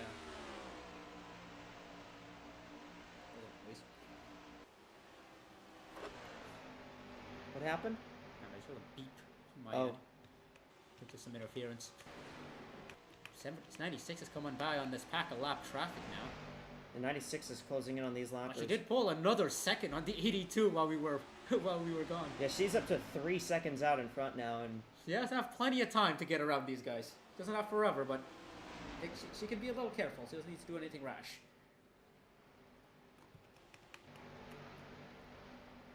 15 of Tollerone up to 3rd now. Yeah, Tolarone's another one of Both those of guys the that's Royal been- Racing cars are now up in the top 5, actually. I think that's a very interesting note, because the 15 and the 27, those two teammates. Poland was another one of those cars that have kind of just been up in the top 10 the whole time, I think. Same with Uria. Liam, what do you got down on pit road? Just want to give an update. It spoke to the crew chief of the 96 team, and I mean, Angeli Rubitino's crew chief. They're really confident on their racing ability today. That 96 team has been quick, and in this middle run of the race, the team is extremely confident with the speed that they're putting down. As long as the lap cars stay out of the way, definitely a car to keep an eye on as we move further through this race. Absolutely, I have to agree with that. Rigatino's look very fast, and I mean, still a lot of racing to go. We're not even at halfway yet, but Yeah, Yuri was able to take away about 8/10 there, but now she has to go through the lap traffic now. yeah. Now Yuria has to pull look her at way Tollerone through these move- lappers. Look at Tolerant moving up and down, just trying to find a lane. Yeah, They're running side by side in front. and Yuria had He's in that position knocked it too. down to 2.6, and now it's up to 4.2 again. So the 46 has not been doing awful in terms of keeping pace. Yeah, it's definitely an interesting race in terms of how these lap cars have been running. Oh, 27 almost hooked her teammate there. If there's a train of Look cars at, on the yeah, inside. look at this. This is an actual train of cars on the inside trying to get by. Oh, these lap cars, couple of cars hitting the apron there, just Trying to not get involved in anything. taking a bit of evasive And action. look There's a at car coming Davison. out of pit lane as well. Oh! Oh, there's contact. 52 Cole's of around. Cole's around. Caution's out. Caution will come out, yeah. And that's going to erase all the advantage that Rugatino had. That's really the last thing she wanted. Toblerone's caught up to the 82, which is interesting. The 22 made a crazy move to get through all that, and she's up to 6th now. Yeah, she's back up to this lead battle, and as long as her pit crew is able to deliver again, she should be in the mix once more. Once we get back started. Free pass 72 of parkings. I think that was just a little bit of an unfortunate situation with the 23. I think it would have been fine. I think everyone would have been fine if there wasn't a car coming out of pit lane at the same time.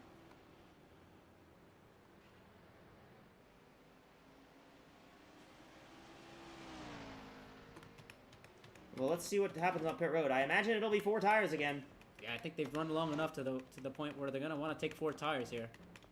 So where's the 96's pit stall? Way Yeah, back way here. at the back. Yeah. Oh, yeah, she started towards the back of the field, so I guess that checks out.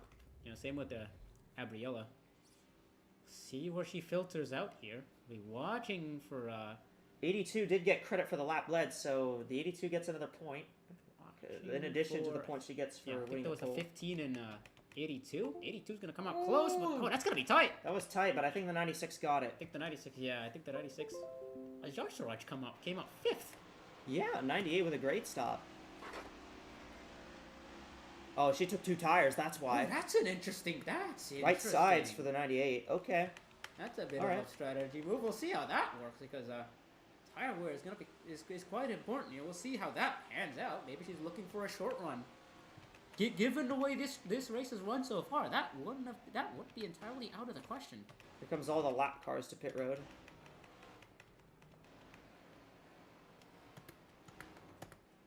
.34 has had an engine issue. Oh, the 82 is being scored as the leader. Oh, that's interesting. So the 82 won the race out. All right, well, that's that first stall coming in factor, but the 34 of There's Harina the 34 blowing up. Yeah. has had an engine issue, so A lot of early reliability issues. There's probably just a couple of teething issues for these new teams. yeah, these engine regs are okay. Sure. 34, unsurprisingly, is out of the race. Yep. Get to garage and kind of just tear it down, see what happened there. But yeah, the 82. And a reminder that our next race, we're still in Australia next week. It's at Bathurst. Yeah, it's our first road course of the season, and it's a spectacular one to start off. Our road racing season, I think. Yeah, Bathurst is an excellent track. They brought back the Bathurst 500 just for us. Yeah, that one's gonna be a fun one to watch. I think Bathurst is always a fun track to watch these cars rip around. Yeah, I it'll think seeing be. these stock cars Yeah, is gonna be an event. it'll be more fun to watch those cars, I think, than it will be to see maybe some of those supercars, because those supercars are built to race that. These cars aren't particularly built with a lot of road course racing in mind. Yeah, they're a little bit more built. They're a little bit more built for road courses than the previous generations of cars, but they're still not. They're not really entirely optimized for it safely. So yeah, these teams are still gonna have to make quite a bit of changes to their usual getup. Able to have good speed at that track. 82, 96, 15, 27, 98, 16, 22, 93, 10, 20. No lap cars in between the top 10, so nobody gets the wave around. We are going to go green this time, barring any sillies that occur on this restart. Yeah, I wonder if the 98 team is betting on that happening, because if they take that, considering everyone's kind of come in after that quick caution, if we get a quick caution, the 98 is probably going to just lock first place up in that top 5.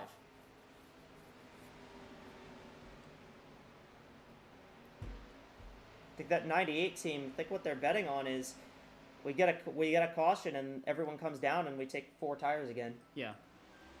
Just get a quick caution and make sure you're not the caution. Yes, absolutely. Green flag. Just stay to the inside. Little bit of moving around, but Bit of wall contact. at the back. Around. Oh, the 52 is running the grass. They kept it okay. They kept it straight. That was a lot of very messy restart at the back, but everyone kept it straight. We're gonna get a nice battle for the lead here. 96 looking to the inside on the 82. Here comes Rigatino. Tino looking to take back the lead that she lost in the Yuria pit lane. got a big run. Yuria just barely beat Rugatino out of the pit road, and here comes Tolaron up the outside looking for second. But she's not going to get it. Just blocked by the 96 there, I think. We'll see what the 98's got to do now, because she's got to fight on those two old tires. I think she only took right side, so she only took rights. Those lefts are going to be screaming. Lefts are going to be screaming, but she's only run about 20 laps on them, so... Yeah, she'll be fine for, I think, good couple of laps, but once we get to the late run, that car might be struggling for pace, but yeah, that's for later. Oh yeah, we're just going to worry about that later. Yeah, looks like Angetta managed to fix up some of the short run problems that she had. I think that's damage related. Yeah, I think he was part of that. I don't think anybody's getting penalties for restart jumping. 27, I believe, is coming in for damage repair. That's interesting. It's an odd decision to be making from the top 5 or just outside. I think that's damage repair. I think they felt possibly like that was going to cut down a tire and they didn't want to risk it. Yeah, could be as well. Fenders on these cars are... Joshua's doing well just to hold off these cars.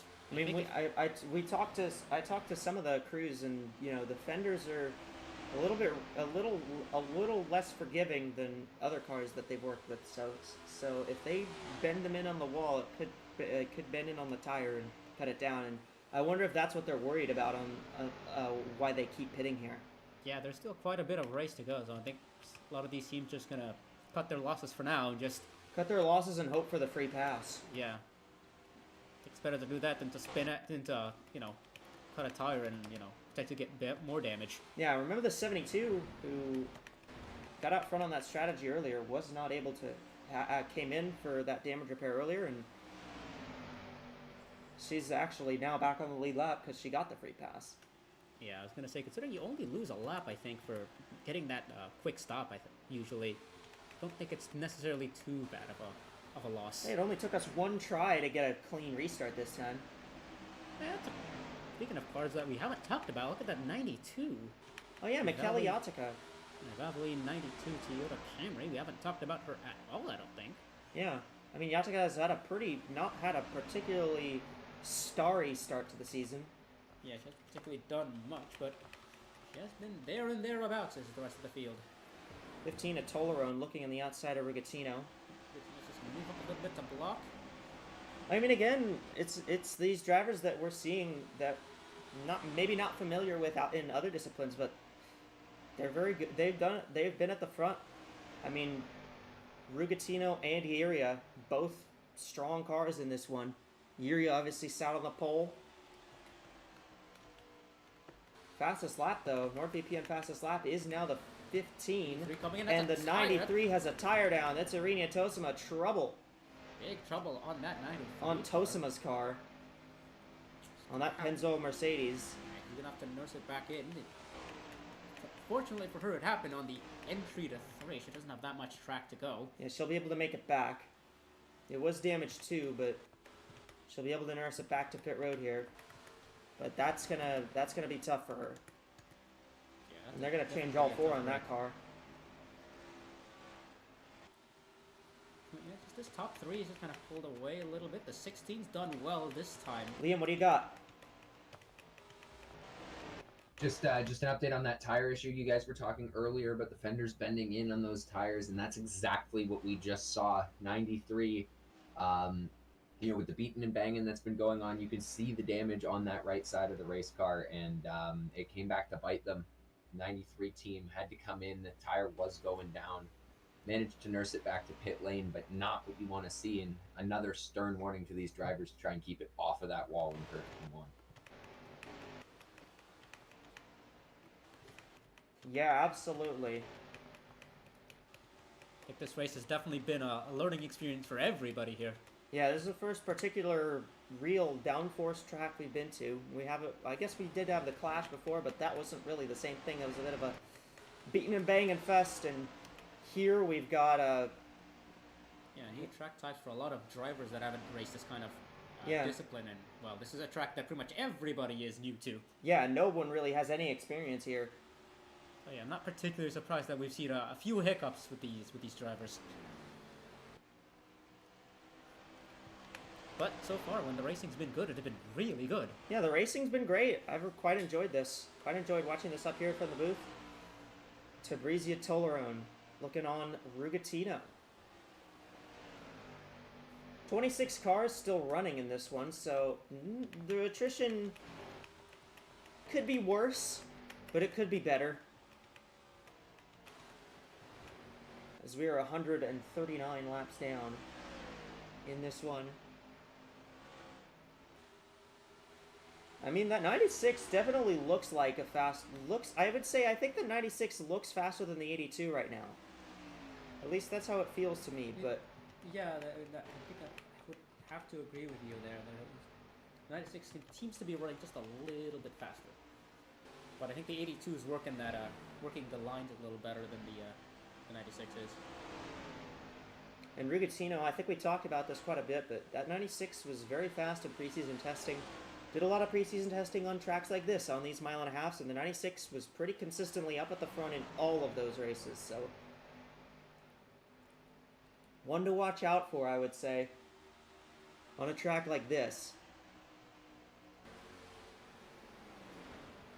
And they are going to catch quite a few lap cars, so... yeah, we're getting to that part of the green flag run again, where these guys are going to have to do a little bit of traffic negotiation. And that's come at a very opportune time for Rugatino here. Yeah, Rugatino's going to try and hoping to be able to pin the 82 behind some of these lappers, I would say. Yep. Yuria looks to the inside. Rugatino will follow. Yuria will get underneath the 31, and that won't be an issue for them. Doesn't look like it'll be an issue for most of the field. They're just going to stay out of the way, but that might be an issue. That the might 18 hurt. Car. Here comes the 15 of Tolerone. Yuria had to check up a lot, and that's accordioned everyone in. Here comes Tolerone in the 15 up to the high side. What a run the 15's She got, has a great run, but she has to drop down really quickly. She's running out of room. Yeah, she did not have enough room to get underneath the 18 there. She does have now. She can drop down She did here. though now, yeah. 96 let off a ton. Just gave the space for Tolerone to come in, and she's looking to the inside. As again, the lap cars are kind of closed in on Yuria by forcing her to check up. Teresa Tolerone, I mean, in your series, the SFC Fastenal series, Tolerone's done really well. Yeah, I mean, Tolerone is isn't she the points leader there? Yeah, Tolerone is one of the main championship contenders right now. It is early goings in that season as well, but I think we're about a third of the season in, but she has been consistently one of the best drivers in the league so far. And she's running at her own team, Royal Racing, here, and I mean, clearly Royal Racing has not come to just diddle around. They are fast, and they've shown that they have speed. I mean, we saw the 27 as well up here at the front earlier as well. It's been an impressive showing from the team so far. Yeah, Tolerone and looks to the she inside. won her duel at Daytona as well.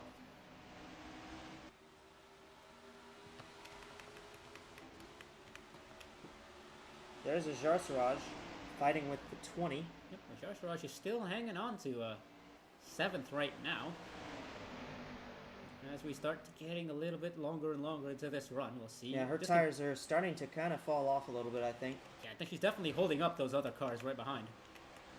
As the 96 now is... Yeah, but it is a bit difficult to pass still.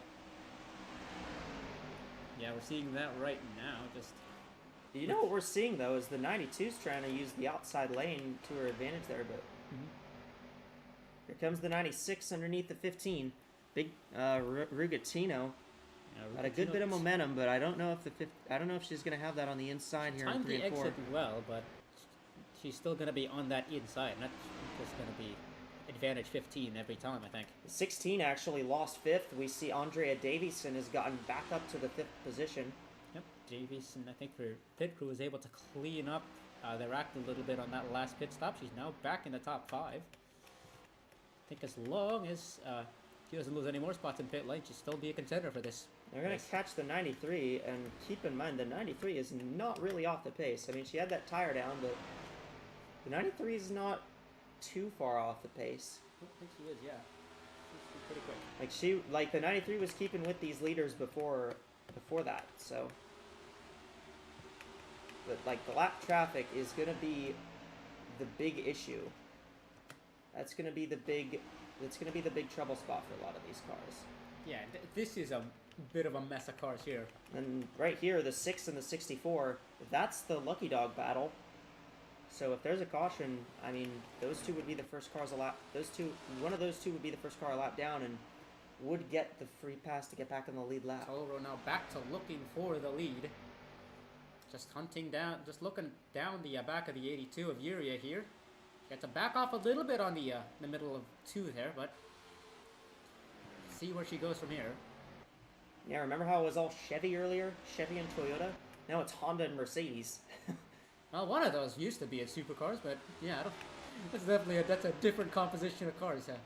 So anybody in the Australian audience that's more used to this kind of racing. Yeah. Here comes Jetta underneath Davison. Yeah, the 16 struggled a little bit on that last run, but she got the track position she needed, and she was able to use that and make the changes that she needed to her car. And that she's running in sixth, just kind of alongside this main pack. Here's some lappers. The 93's trying to get around these cars. Yeah, 93, of course. She A little bit of contact, I think, there. Got into the 17, yeah. So Pace Lanieri, who started on the pole for this race, didn't lead at the beginning, but making her laps lead count now. Yeah, right now, I think, so far, I think the cream of the crop continues to rise. The 82, 15, and the 22 are all right here again. Yeah, the 22's closing up I here. think you could also add the 10 to that. The 10's been consistently in the top 5 for I quite a think while all now. of these 5 are pretty fast cars. They look like all 5 of these cars look very competitive. Ajarsaraj still hanging on to 7th, and then there's Yatika up into 8th place. So Yatika looking to have a solid run because she has not had particularly great luck so far this season. Yep. I believe she failed to qualify for the Clash, and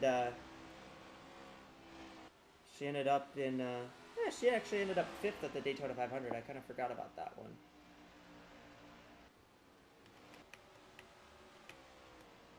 Yeah, we mentioned drivers that didn't really have much of a background in oval racing, and Ajarsaraj is exactly one of those kind of drivers. Yeah. We mentioned it in the Clash how she might take some time to adapt, but she's doing a really good job of adapting really quickly. She's doing all right, and especially considering they put her on 2 tires. Yeah, this that's run. one of the toughest situations you could put any driver on an oval track. You know, putting on two old tires on a track with a heavy tire wear. The fact that she's able to come out of that without losing much ground is But I pretty mean, good. all of these drivers up at the front, they're all very experienced. The top 5 all have quite a bit of experience on this kind of stuff. Even Tabrizia Tolerone, Yep. who's not from North America, still is running a lot of oval racing series. Oh, they are tight over here. Very tight. But the 10 was going to make 10 contact is- with the 62. 3 wide. But the 22, I think, is going to get that momentum. The 96 is going to try and get second. The 10 and 22 still side by side. The 16's caught back up to this group. But yeah, all of these drivers up in the top 6, very experienced on these kind of tracks. I mean, Yeah. Yuri, a late model racer. Rugatino, same deal for her. Stoneman, sprint car driver. Davidson's a late model girl. And Jetta, kind of everything. Yeah, lots of oval racing pedigree at the front here. Yep. And even Tabrizia Tolerone, who didn't grow up in an oval racing environment, came from the Netherlands, Yep. ran some ovals there. She's adapted to it really well. Yeah, she's adapted to this kind of stuff. And the lap traffic's really hurt the 82. I thought she was going to get around restart a lot faster than that, but she's actually just dragged the rest of the field along with her. Yep. And Rugatino is going to try to take advantage of this, I think. Yeah, as long as they can get around the 17 quickly, then yeah, they should be able to keep up with the 82. I think the 82 seems to be quite a ways faster, but she might have struggled a little bit just with the traffic management. The 82 kind of pulled away a little bit there. I think the 82 might just be a little bit better as the run goes along. Yeah, I think that 82 is a good all-rounder car. I think pretty good in the short run, really good on the long run. The 82 looks good on the long run. I think the 96 is really strong in the short run, though. Yeah. Like I agree with Rugatino, we that. saw her pull way ahead in the last run.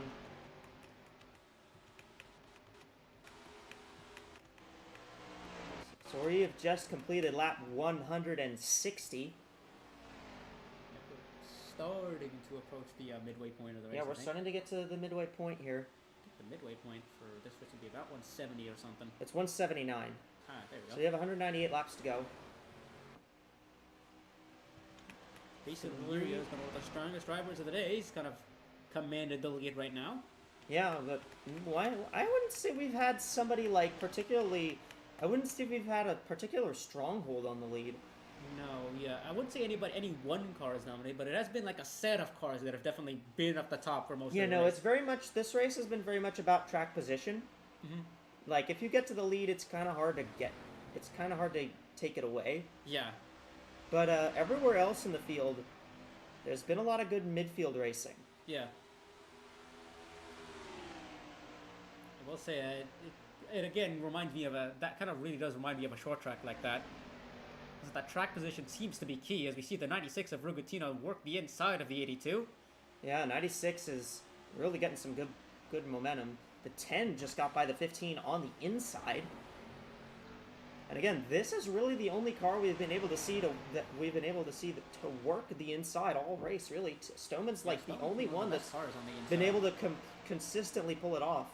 Yeah, I think there's something on the setup of that 10 car that's just a little bit different. That's different enough to that where she can use that inside to her advantage, as we're seeing right now. Really good work on the. I mean, she's really good at the 10 making car. work of those lines that are not great because she's a sprint car driver, comes from that kind of background, and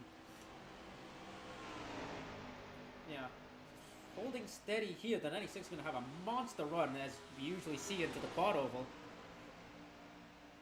Here's another gaggle lap car, 71, 31, 18. Is just a car on the inside coming out of pit it's lane. the That's 39 again. again. 39 is a suspension issue. So more So issues on the that's, 39 car. That might have been what they were modeling Whoa. right beforehand.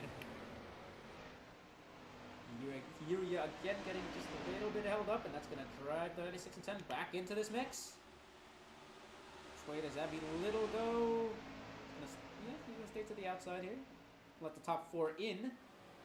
She's gonna stay to the outside. The leaders are kind of just running in that train on the inside with lap cars on the outside. And if we get a long enough run, I would be interested to see if we do eventually get green flag stops on a long enough run because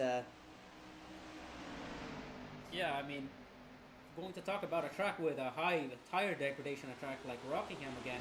Those green flag stops have pretty big ramification. If you nail the strategy, you can jump a lot of the field. I mean, as well at Rockingham, the pit cycle tends to be about 20 laps long, as opposed to some tracks where, like, say at Nashville we saw yesterday when the green flag cycles happened, it was only about 5 laps of difference between when everyone came to pit road.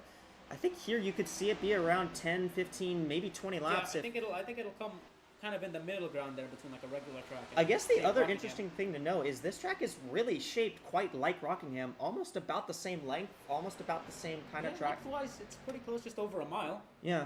They run about the same corner speeds. They run about the same speeds down the straightaways. It's just I think it's like a 1/10 of a mile longer. Yeah, it's not quite the cheese grater that Rockingham is, but No. I But think these tires definitely wear out at the beginning, but they kind of plateau in after yeah. a certain amount of laps. Goodyear's done a great job with this tire. Yeah, this is quite good, kind of forcing everyone to be wary of their tire wear, but it doesn't fall off a cliff per se. The 39 has retired for 39 a tire. susp. There's the sus P. So 25 cars now running in this race. Just a tiny bit we're just about 10 laps from halfway here. And we're 10 laps away from our FanDuel Fan Studio mid-race report. As we're going to hope that Liam can rush into the studio very quickly once we get that. It's like a weird Australian crossbreed of Vegas, Rockingham, and Old Phoenix. True, honestly. Yeah. That's a pretty good analogy for that. Very important that Mr. Nolan is running off to the studio right now. There's 7th place Yatica, and I mean, Ajara Siraj, those two tires it's kind of dying out now for her. Yeah, She's back into 11th. Back into 11th. I think the good thing for her is that she can't lose that many spots, but I don't think she wants to fall down a lap behind. That's probably Yeah. be the worst case scenario. Last car on the lead lap is the 72 right now. Here comes Stoneman down the inside on Rugatino. Look at the 10. Ten's running it back with that inside line. We'll see if she can See make if she it can stick make it this time. stick. She's I clear. think she's gonna get it. It's clear. She's gonna have a little bit of a push from She's the gonna 15, slide. and I that'll think be she's it. gonna That'll be try the enough. slide job. Yes, she is, and she's gonna make it stick.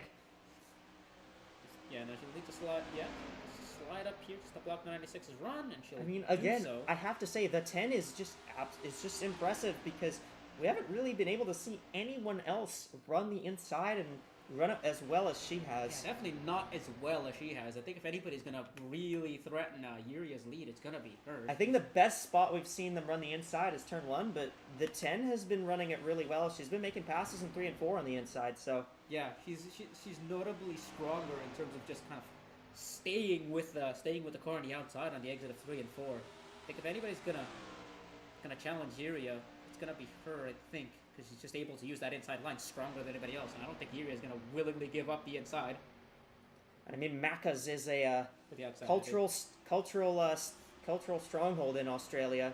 Oh, she might send And it here 3 she wide comes. instead. She's looking 3 wide. She will use the outside, but she's gonna do so in a very unconventional way. She tried to use the 52 as a pick, but the 52 has just got in the way. She's trying to push the 52 She now tried to ahead. push the 52 there. They were tied at the line. I'm curious as the margin. Oh, 4 at the line. Second. She's still doing it. She's still using that outside. She's still push. trying. I think she's got to drop down now Gotta though drop because the down 96. quickly, yeah. The 96 is gonna come in.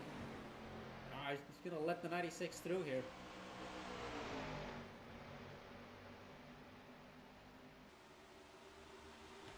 And the 52. I mean, the 10 just can't get through.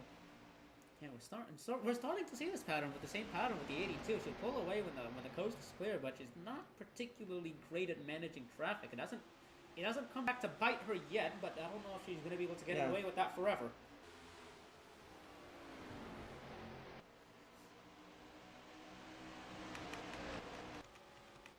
Yeah, we'll see how that ends up working out. Ooh, you got a big gaggle back here. Yeah, this gaggle of course is 98 is actually back into the top 10 now. She's up into 9th. Because the 21 got held up behind all this. And so did the 19.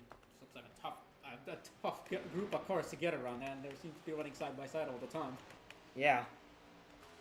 Back to the 82 and 96 up front now. 13 cars are scored on the lead lap at the moment.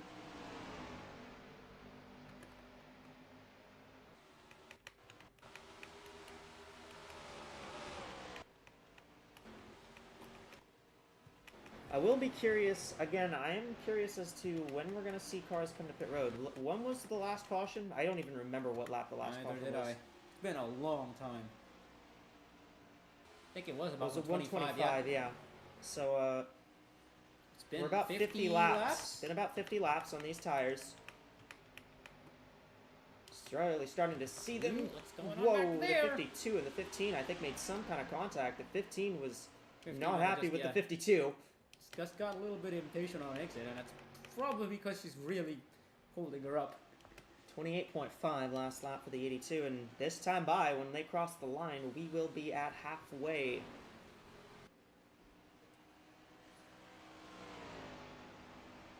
So Yuria will take the lead. Will take the line at halfway.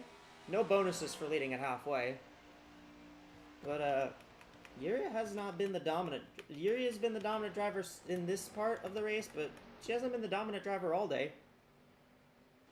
96 has some good stretches. The 22 was out front for quite a bit.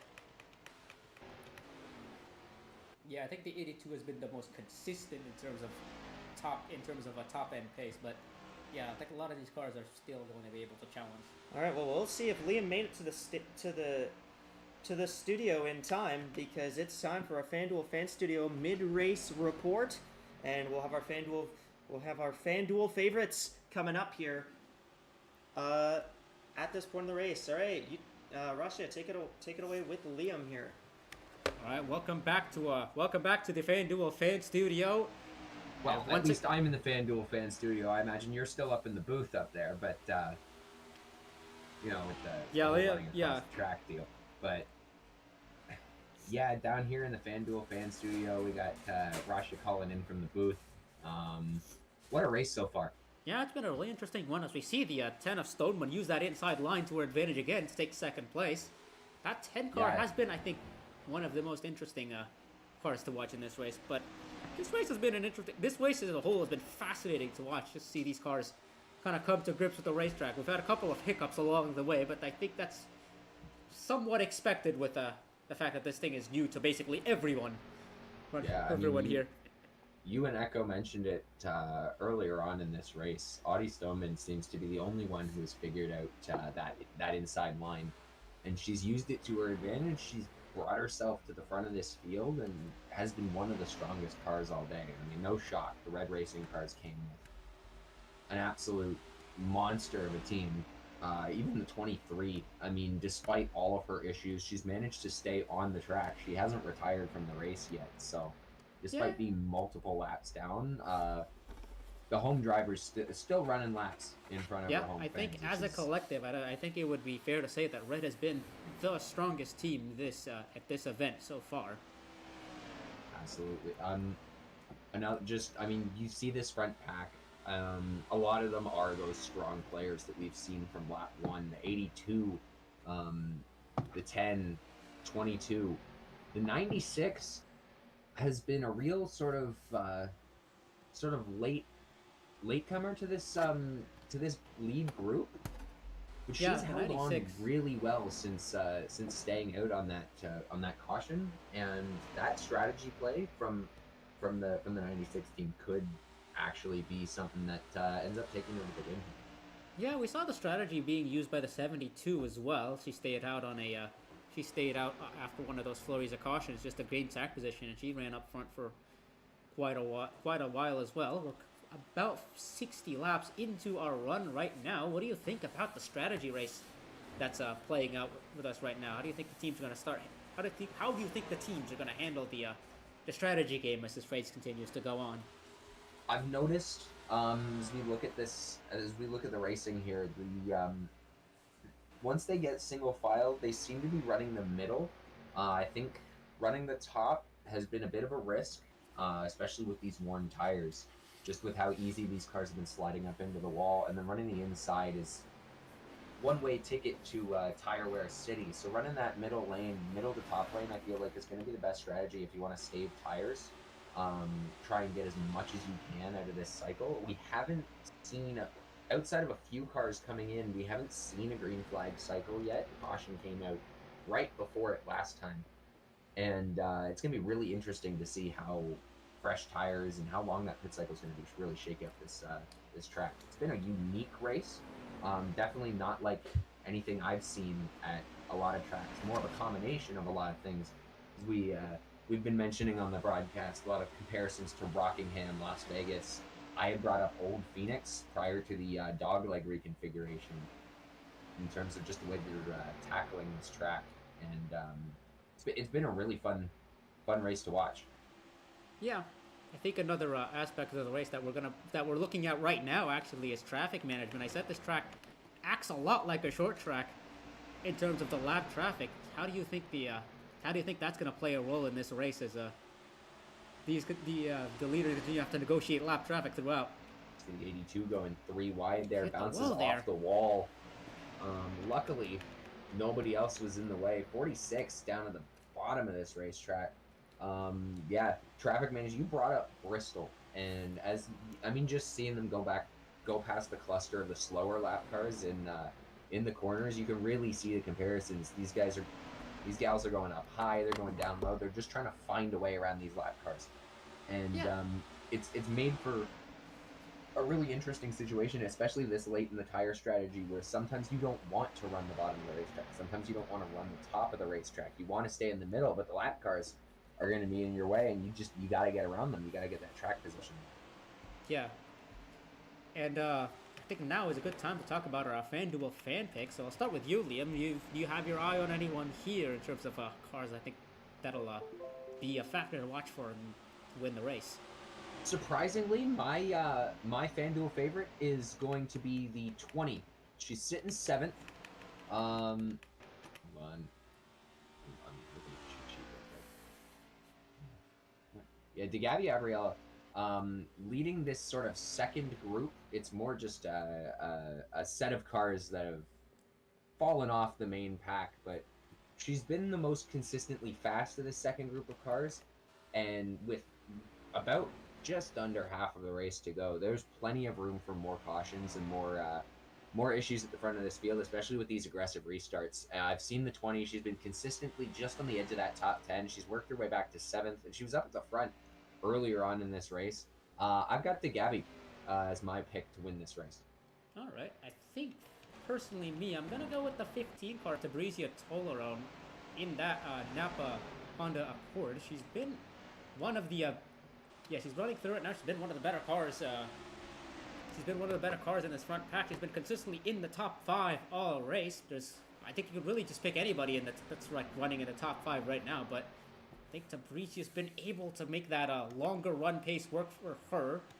I think we'll see her be a major factor as the race winds down. But yeah, I think that was our FanDuel fan picks. Do you have any I get to pick. We'll head over to the booth here. Echo's back in the booth, ready to pick. How about it, Echo? What's your pick? I'm gonna take the 22 Andrea Davison. She's been fast. She was fast at practice all weekend. She led a good chunk of the opening laps. And 82 just pitted, yeah. So I think Davison, she's got the kind of experience on this track, and she's been really fast all day. I think we're gonna see that 22 come and win this race.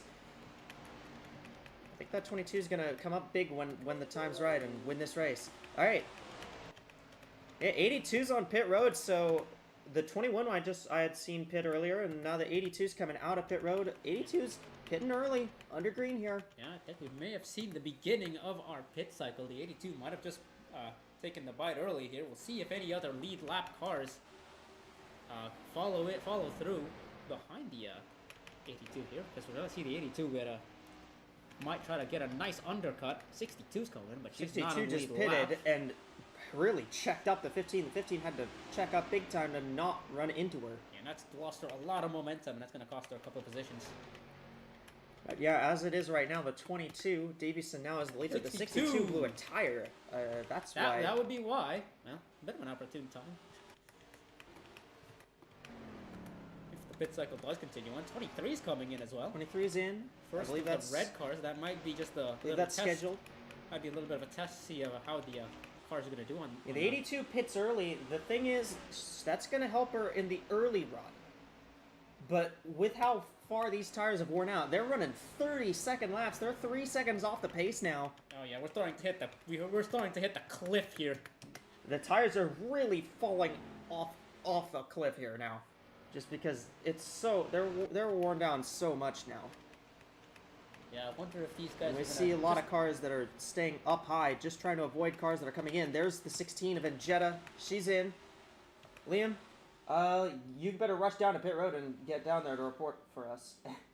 I was just about to I'm making my way down to pit lane now. The pit cycle began right as we ended that the FanDuel halftime show. Yeah, the segment. halftime show, and yeah, I'm making my way down to pit lane. I was going to mention before we switched back to the booth, you could see how slow these lap times were getting. They were a lot slower in the tri-oval, in the quad oval, and yeah, I mean, not surprising to see the 82 come down first. Everyone else is coming down to pit lane. It looks like they seem to be holding off a little bit, give me some more time to get to pit road. But yeah, this pit cycle is going to be really interesting, guys.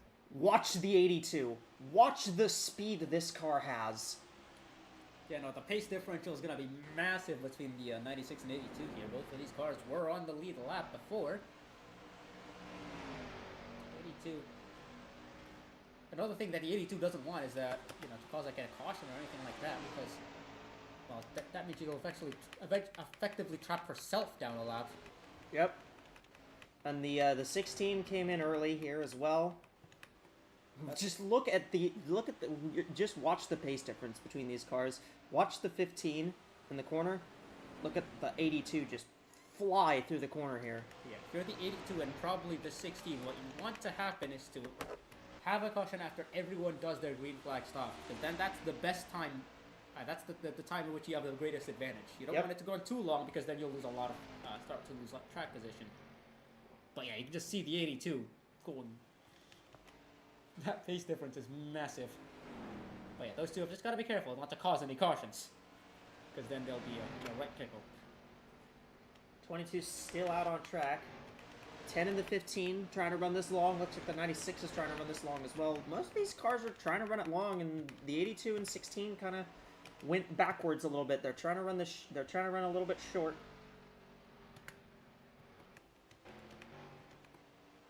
You'll see the pace difference as well with the 16 of Jetta.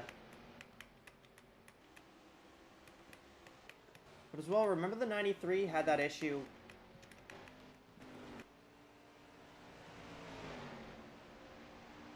Remember that 93 had that tire down earlier. Oh yeah, She's gonna be on she's off cycle, but she's not gonna be pitting for a little bit here. And there's the 82 who's caught up to the leader. And Davison, I believe the smart move, just let that 82 go. Yeah, let her go. Really on the same strategy here. There's no real reason to race them Yep. right now. And she did exactly that and let her go by. I think what they're trying to do, run this long, and then run it back down at the end of the run. So we've seen them, they pitted around lap 125. We're at lap 205.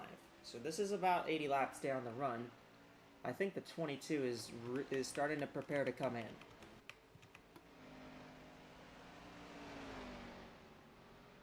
Not yet. And yeah, you'll see the pace difference in terms of the tires just because these cars that have fresh tires, you will be able to tell who they are. 20 is in. That's Abriella. I see Cole just came down.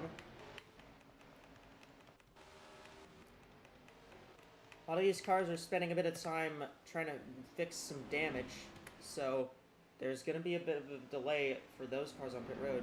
22's coming in. Here comes Davison. There's the coming in. She inherited the lead and she's coming in. Now the 10 will have the lead. Yeah, very interesting because we're seeing this end up kind of cycle like a Rockingham cycle where... Yeah, it's definitely playing out more like Rockingham. These guys are... There's multiple laps between these cars coming in right now. There's a lot of different strategies on when you're coming in. Like the 82 pitted a lot earlier than everybody else, and 10 staying out here. 96 is in. 72 as well came in. 98 as well. is it? 98 is in. Plus 98 came in this late, given that she's been running on those left sides for almost 100 laps, I think. Yep, something like that.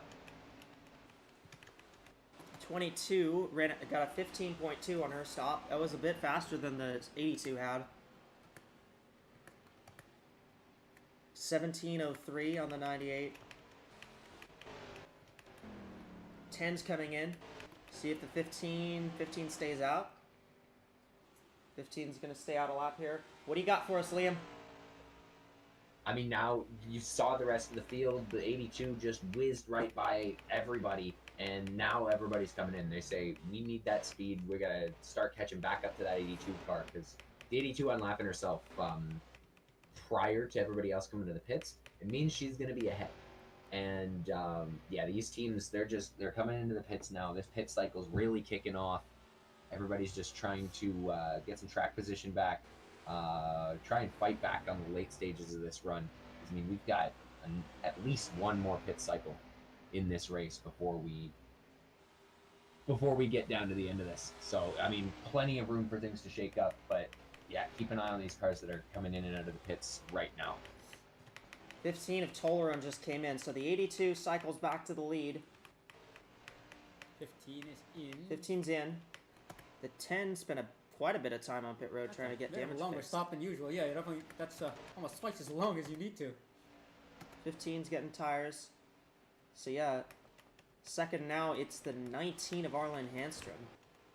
Yeah, it's another one of those early. I think one of the early winners, or she still somehow stayed out. I think. I don't see her. Yeah, she had stayed out. Oh yeah, she's Okay, just so coming the out now. 21 Yeah, there she is. She's So the coming out. 21 is now second. And it's a gap of like 10 seconds now. Gap of 10 seconds, then. We don't expect that gap to last very long. Yeah, remember the 82 was one of the earliest ones to come in. Yeah, these tires wear out pretty quickly before you get to that nice plateau where you run about a You'll second see, slower. you'll see the 82's tires not be particularly as up to spec as everybody else's for a bit here.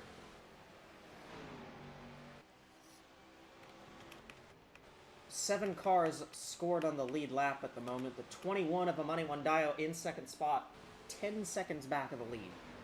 And the 21 actually pitted the earliest, so... You're looking who pitted after... and Jetta pitted just after the 82. But the 22... The 22, the 96... 15, the 92, they all came in after, they all came in about 15 laps after the 82.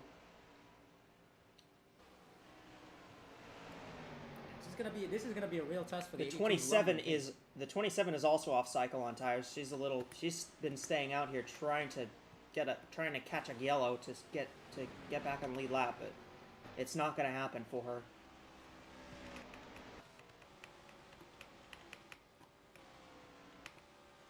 Audie Stoneman is 12th right now. She had a long stop. Try and get fixed up, but very big gap now as we had those green flag stops.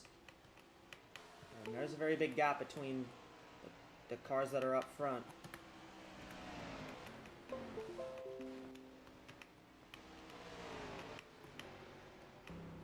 '27 now pitting. Now, yeah. 4 cars now scored on the lead lap. The 22 just pitted again. Interesting. I'm not sure why, but the 22 must have had some sort of issue. We didn't get all 4. Maybe they were confident they got all 4 tires, huh? That's another blow to that pit crew. Hey, dude, still just making our way through the pack, but that's a bit of a gaggle of cars that he's going to be stuck behind. Yeah, she's gotten really stuck behind these cars.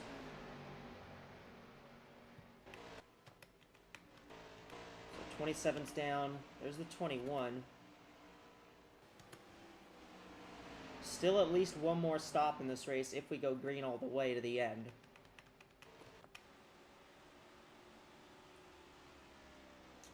I'm not 100% sure we will go green all the way to the end, but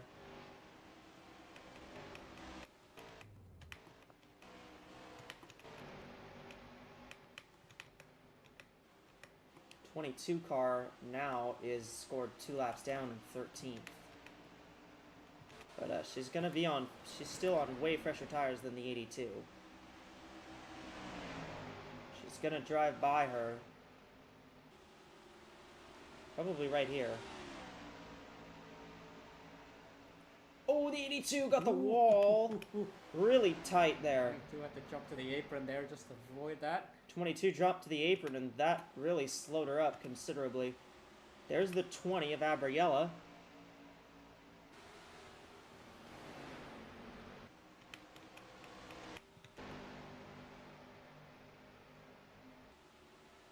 Who's on this cycle.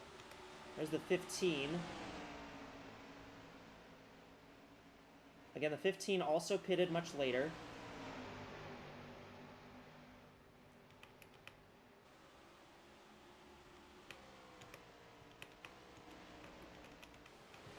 The 96 of Rugatino. 96 has been staying on that kind of tail end of the lead lap position, I think. Yeah, pretty much. She came close to getting lapped a few times, but she's managed to hold the... Yeah, I mean, she time. pitted pretty late. Yeah, she was one of the last cars to pit, I think. Yeah, she was one of the last ones to come in. Same for the 15 here of Tolerone. And Tolerone, Abriella, Davison, they're all closing up on the 82 here. The 93, off cycle on strategy right now.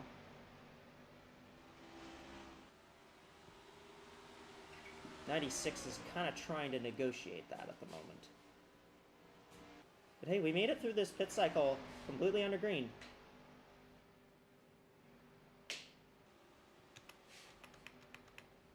'15 making the move on the 20. That's for 5th. That is for position right here.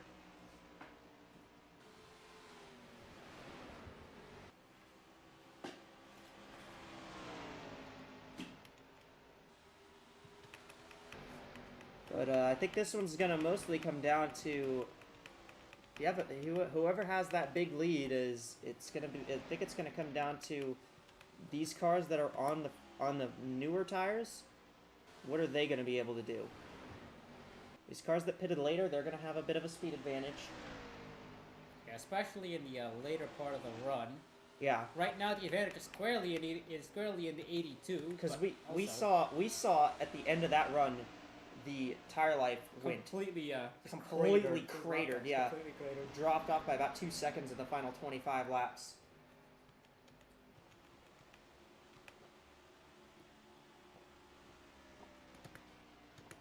They're running them for all it's good, all they're good for. Oh, the 93 did already pit, actually. Okay. Yeah. I think 21's really catching, but also it's early enough to point right now. Doesn't matter that yet. Yeah. If we do get a caution now, we'll definitely mess up the pack a little bit, considering there's only 4 cars on the lead lap. Yeah. That's I what mean, a heavy lot strategy of track does. a fair few of those cars will get the wave around.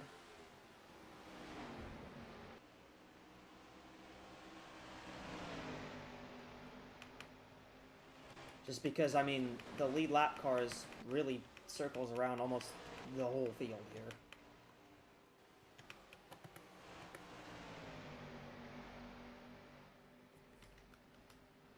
'71 of Abby Little is 10 laps down right now, but I mean, hey, If you're running, yeah, as long as you're running at this as long as you're running, I mean, it's good.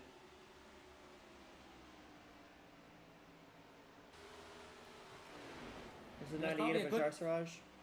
No, it's probably a good thing there's not a family dollar car running around, so you don't see any reciprocation from yesterday. Yeah, that's a good point.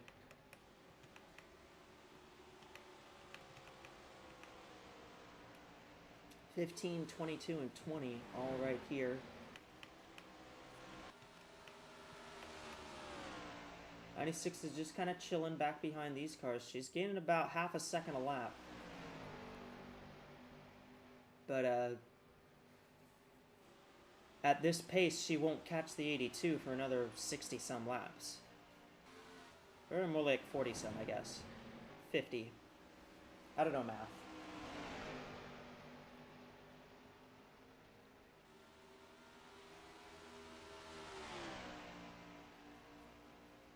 Lost a bit of time there, just from trying to pass the 64. She'll get her here, though. Yeah, she will. Look at these cars. They've all caught the 82 here.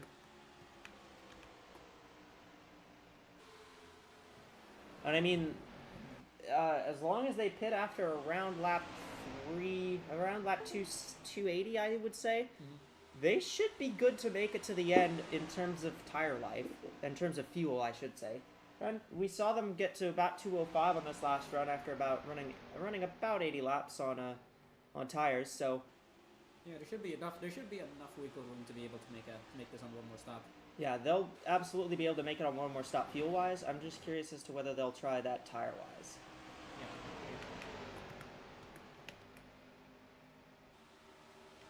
22 is very close to the 82, and I think the 22 is going to try to unlap herself. Yeah, to get one of those laps back. To get down? one of her, yeah, she's 2 down right now, but if she gets by the 82, she'll be 1 down. And if the 20 and 15 can follow, Yeah, and they'll put them back on the. that would put those two both back on the lead lap. Both those cars just using that inside line past the 82, so I think that 82 is just a little bit. Those cars starting to get to her a little bit. Yeah, the 20 is going to get by here, 20 doing the same. and the 15 as well. Gap hasn't really changed between the 82 and 21. In fact, it's getting a little bit bigger. Yeah, remember they're on about the same tires. They're on about the same tire life. They pitted around the same time. I think the 21 pitted a lap before the 82. I think so, yeah. And there's 2 extra cars on the lead lap. We're up to 6. Yeah, now we're up to 6 cars in the lead lap. Good job. 92 and 98 are starting to close up here as well. So is the 19 and the 10. There's the 20 and 15 just kind of battling for position. Yeah, the 15 wants 5th. Bit of a switcheroo just in front of the leader.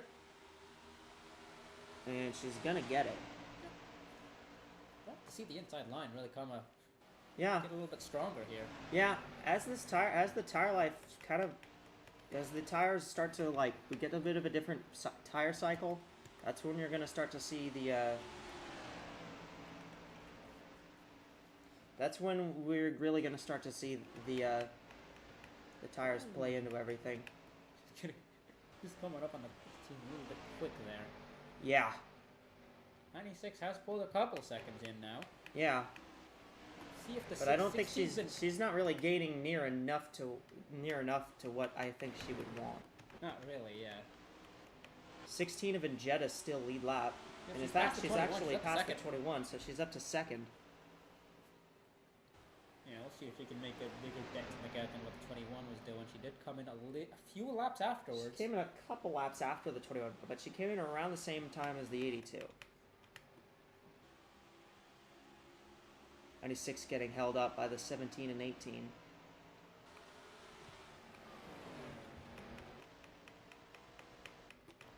'92 has unlapped herself, so Yatika back on the lead lap now. And the 82 really starting to drop off time-wise. I don't know if you noticed this, but the 82 is really starting to straggle back at these cars. Obviously, she's going to continue to lead. In fact, I think the 82 might be going for that most laps led bonus because that's worth 2 points. She's going to get that pole, lap sled, and most laps led.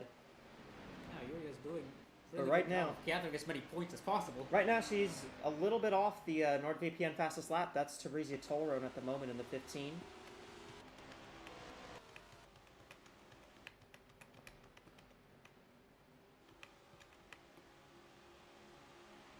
Got it down to 22 seconds. 22.6 between the 96 and the 82. That's going to be what I think I'd be curious about watching. 82 is going to let 31 go by here, I believe. Unless the 31 is just like a genuinely really slow lapper. Which I think 31 actually is just a really slow lapper.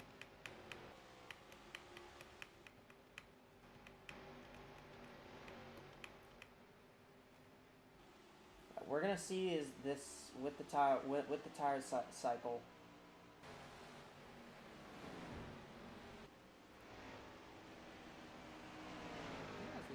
As we start to see more cars that came in a little later, these, their tire advantage is going to start to kick in now. 96, Yeah, no. The 96 just chip away at the gap. It's not going to be that. It's not that much, but also she is the only one that's not from from the 15 onwards. It's really pulling in the 82. 21's definitely losing time. I think the 16 is just slightly losing time on the 82 there. Yep. I mean, I think she's gonna catch this group. Yeah, look at that. She's down to 21-1. But she checked up for the 71 there. The 21 of 1 Dio.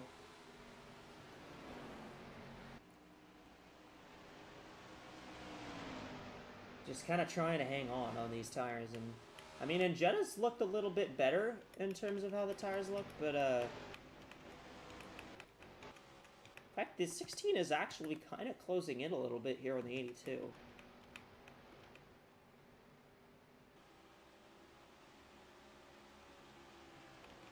But again, they're running about 27, 28 second laps now, and the 82 is, the 82 is running 28.4s, and these cars up here pretty consistently in the 28.3s.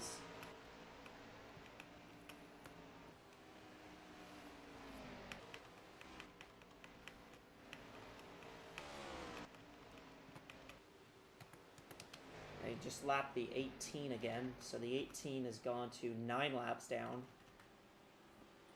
Liam, what do you got down there on pit road? Just spoke with the crew chief of the 82 car. They're monitoring Paceland's speed here. They're monitoring the tire wear. They're gonna see potentially try and run maybe a little longer this time. Try and just stretch all the way so that they can have a solid run to the end of the race on this next pit cycle. I mean, if that's even possible, with over 100 laps to go, they they're just going to try and stretch this one a bit longer, monitor that tire wear, try and stay in an advantageous position where they can come out with the lead and not lose too much ground by pitting too early last time. So yeah, definitely something to watch, that 82 team, see when they pit, and see if that really dictates when everybody else comes into the run. Yeah. Absolutely. Now, I will say the 16 has been keeping pace with the 82 still, keeping that gap at about 16 seconds. The 21 is falling back, and I think everyone else is starting to gain. Everyone else is starting to pick up time now. I saw the 98 alongside the 82, and the 93 was looking underneath the 16, although she kind of backed off a little bit here. But the 16 has been closing just a little bit. What was that? A little bit empty there between two lap cars. 98 just working together there. 2015 92 over here. And the problem is these guys are going to have to work the traffic really well. Yeah, 98's going to try and get by, get her lap back. Wasn't able to get it at the line, but she might get it here. Side by side here. 98's going to have that better pace, and she will be able to clear off of 2. See the 10 now of Stoneman. I think Stoneman's going to try the same thing here. Stoneman's going to do the same here. Going to put herself back under the lead lap.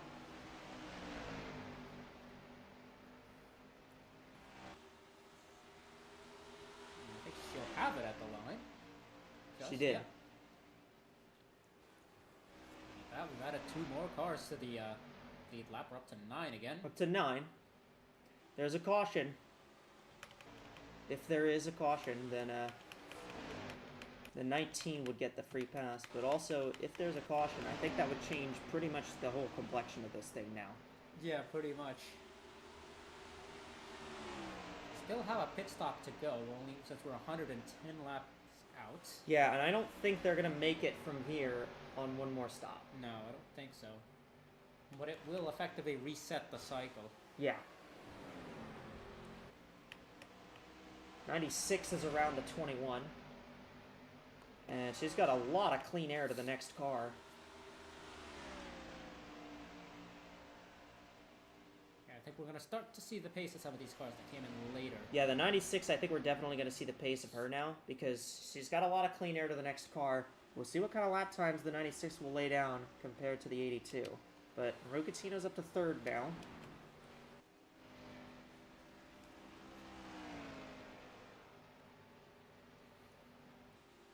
Let's see what kind of lap time that 96 gets. 28.1. Now, almost a second faster without traffic. And what did the 82 run last lap? Where is the 82? I can't find her. There she is. She ran a 29 one, so yeah. The 19 also unlapped herself. Yeah, the 19 of Handstrom 16 back on has the lead been lap. taking chunks out of her lead as well. Now it's just over 15 seconds to Yuria. Now back. Now another 4/10 or so. The 82 is going to be kind of stuck in. The 82 is going to be kind of stuck behind these lappers a little bit, and that might actually help these Yeah, cars. it's gonna close help in. them even more. Look at Rugatino. I think she gained about a second that lap. I think the balance of the field is now shifted away from Yuria now. Yeah. It's all about hanging on.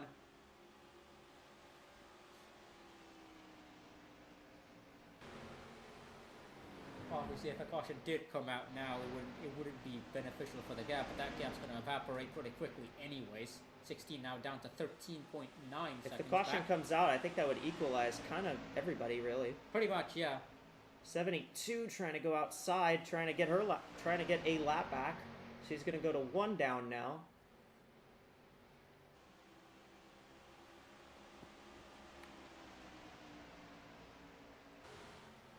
The 52 and 27, I believe, are also trying to get a lap back. Yeah, 27, 96 is down to 17 seconds back.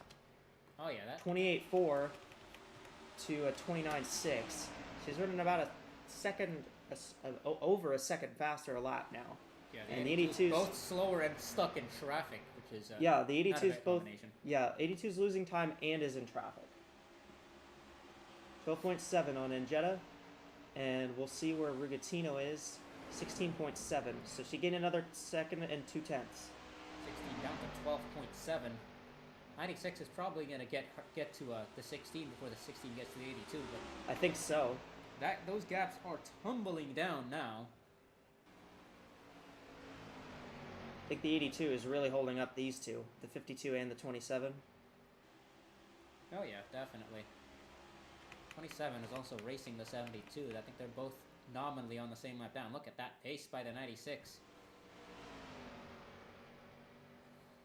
96 is going to have to negotiate through this 9 here, but not able to get by there. 16 has the advantage of running a little bit of clean air here. 82 got 82's held off those two cars. got out for now. 27 is definitely way faster than the 82 right now, though. Yep. 16 continues to chip away at the gap. She is, yeah. She's just kind of running around. She has come into a little bit of traffic. Same with the Rigatino 96. got held 96 up. is dealing with the 9 of burn. 16 dealing with this 18 and 31 here. A couple of slower lap cars. Wonder if Byrne has gotten a message because her teammate, similar manufacturer, because Byrne's in a Mercedes and so is Yuria. Wonder if there's been a message relayed. Try and hold up that 96 as much as he can, just to try and keep her behind. Yeah, any bit of time will help here.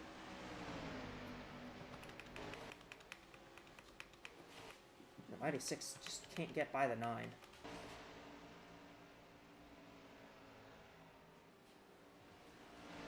'27 just pushed the 82 up the track now, so.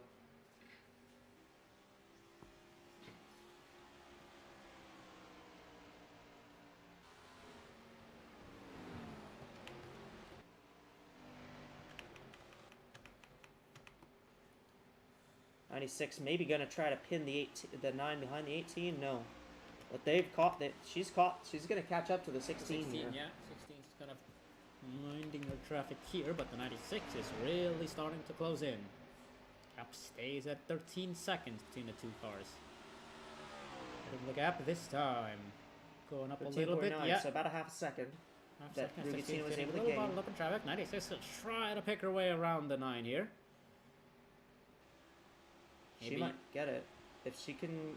Got a good exit here. She can make 3 and 4 roll well for her. I think she might get it. Yeah, she'll have the 16. The 16 is definitely one of the faster cars. She's gonna try to push her up the track, maybe. No, she's gonna follow her actually. Now she's gonna push. Ooh! Oh, the 9! Oh, wow! Great save by Carly Byrne. Oh, watch out! Byrne's still going. Still sideways. Still in the wall. Still stuck in the wall. She spent about 10 seconds just bumped up the wall there. Ross Chastain that wall there. Yeah. 96 got a lot of clean air now, though. Tried the wall run there. I don't think you want to be trying that at this track, however. That was a great save by Carly Byrne, though. That was a lot of talent from her to be able to hold on to that car as well as she did. Yeah. That was very impressive. 96 now in nice clear traffic. 21. 21 has come to pit road. Interesting. That's a little early. Yeah, that's a bit early. I don't think she's gonna be able to. We're still just under 100 laps. That's a long ways to go. Unless she's really trying to run that long on. I don't know if she's trying to two-stop. This will be interesting. I wonder if the 82 might be. I wonder if that's gonna throw off the logic of the 82 team a little bit here. Yeah. But then again, I think the 82 probably just needs to prioritize getting there on one more stop. Don't know if two-stop strategy at the end is going to be the way to go, but also I don't think anybody knows for sure. Yeah, 96 continues just to chip chopped away. Another second out. Yeah. P4, P8 all in our 1 second blanket. Oh yeah, they are all right here. Yeah. Look at that. There's 20, 15, 98, 10, 19 are all here, and the 92 as well.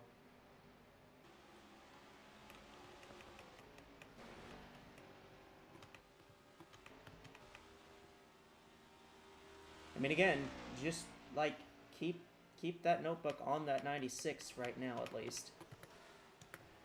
I think if anybody's gonna get the 82 with this alternate tire strategy, it's gonna be the 96. Mm-hmm.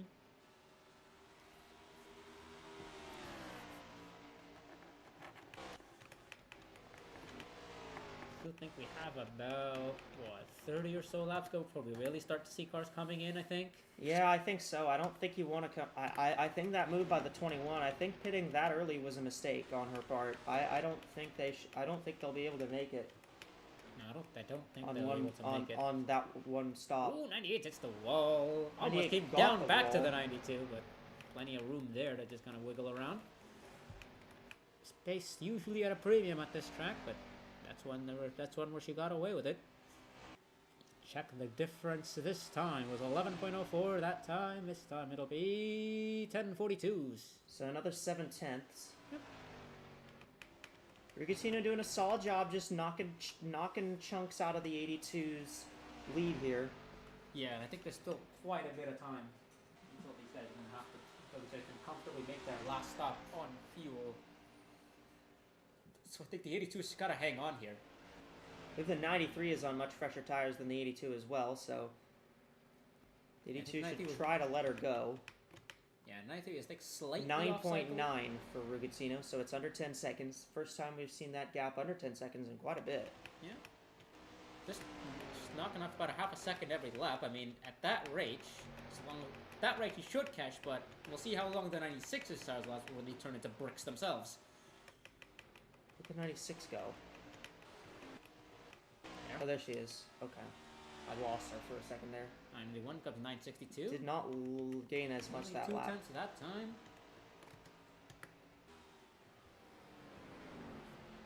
Coming up on 90 to go here. Yeah, 90 laps to go from Calder Park at the Still Thunderdome. needs to hang on for a couple more laps, but I think she'll just have the lead when we head to the next pit cycle.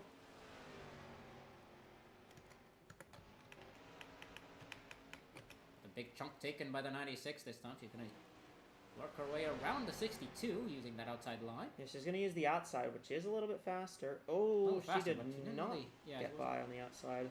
Not there, but she will now.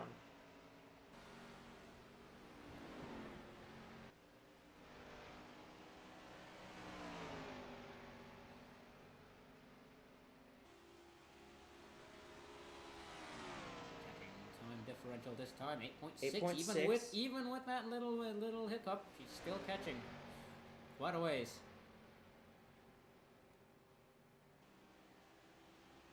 How about a couple hurdles? Had here with trouble the getting 71? around the 71 there, yeah.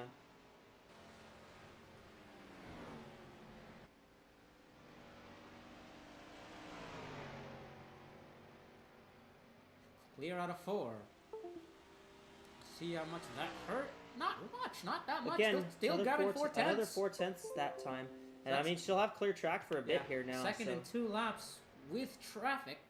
That bodes pretty well for the 96 here. The 82, yeah, the 82 starting to lose touch on the 52. Whoa! They're all over here. I mean, uh, again, I'm very surprised by how we've been able to keep this green for so long. 8.21 last time around. 96 crossing the line.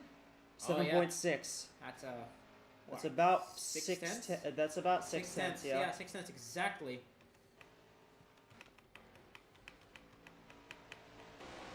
I think we've got to about 6 tenths on a clean lap, maybe 3 or 4 tenths on one with traffic. Yeah, that's a good sign for the 96. If the 96 can get there before the next cycle arrives, that'll make things interesting, I think. Wonder what they're going to do. Will they try to go for the undercut? 6.5. 6.5. Wow, that was a whole second. That was a whole second she gained there. Yeah, let's check. We should check on the 82's lap time. I'm really curious what they're running. 30.0. 29.0. Yeah, this is when the tires really are Yeah, dying. the 82's tires are at the 30s, but the 96's are still pretty decently in the 29. She has a little bit more life in I wonder those. if the 82's just gonna try to run this as long as she can to try and I think so. 29.1, 5.5 now. 5.5. I think the 82's plan here now is probably going to Yeah. be to try and run until they know they can make it to the end. Yeah. Liam, what's up? I mean, I'm hearing you guys in the booth. That's exactly what I think is going on as well. I mentioned earlier the 82 team was monitoring that tire wear. Monitoring. We have a caution. Caution, yeah, there's a caution. Is out. It's Oh, the it's 19. the 19. Oh, wow, Oh. big hit. Oh, another big hit. That's 20. another car flipping. 2 93. wrecks. More cars. 23. Looks Well, to be- That completely nullifies the strategy. That looks that to is- be. I think everybody who was in that that second group. I think there was an issue in there. I'm gonna let you guys continue This with is also- that, and I also we're gonna mentioned this ignore is the pit really- strategy. This is really tight on fuel. We're just over 80 laps. I think they should be able to make it from here. Well, here comes everyone to pit road. Yeah. Nine Everybody car coming in. I burn. think you have to pit now. 9 car of Carly Byrne will actually be the free pass car here, so What in the ever-living hell happened? What happened there? That was a humdinger of a caution right there. Multiple cars flipping. Did the 82 use that stall well, we had number about one? 160 lap. We had about 140 some lap green flag run, Yeah, it was a great green flag run. and then this happens. Right at the end of the run, too. This is really interesting. This is going to definitely throw a wrench in everyone's plans. 82 is gonna win the race out, I think. Or No, not. slow stop for the 82. Very Rugatino slow. wins the race Rugatino out. Clearly off, yeah. 82 still in pit lane. Something's up here. There she goes.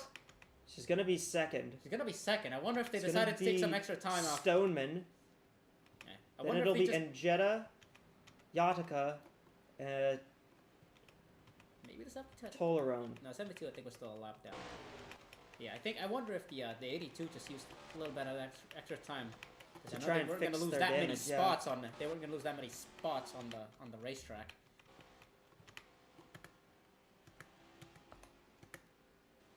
My car is the free pass.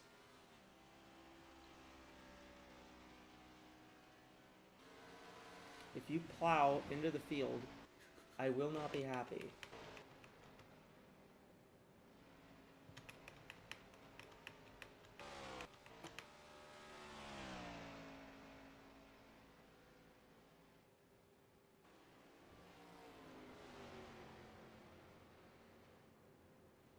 Make sure the 9 keeps... Okay. All good. 46. Yep. 62, I think. 46 will get waived now, but everyone else will get waived on the one to go. Alright, so what happened? Yeah. Time to observe whatever happened. Lap before. Yeah. Here we go. No, it happened ahead of. No, this is the lap after. I think the 19's already. This is the lap after, yeah. Here it is. Tolerone's in the outside Tolerone wall, to the outside. Oh, she drives the 31 into them. into the 19. And the She's just 19... stuck. Oh, 93, okay. nowhere to Just more go. cars stacking up, and here's where the 18. 18 runs right into the 20.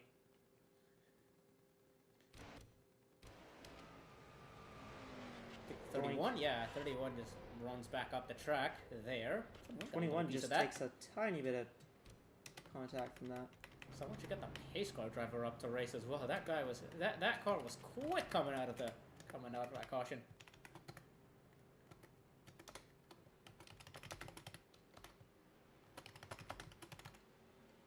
Yeah. I'm gonna give him another lap of yellow. 64. 10 is on the lead lap. 27 isn't. 27.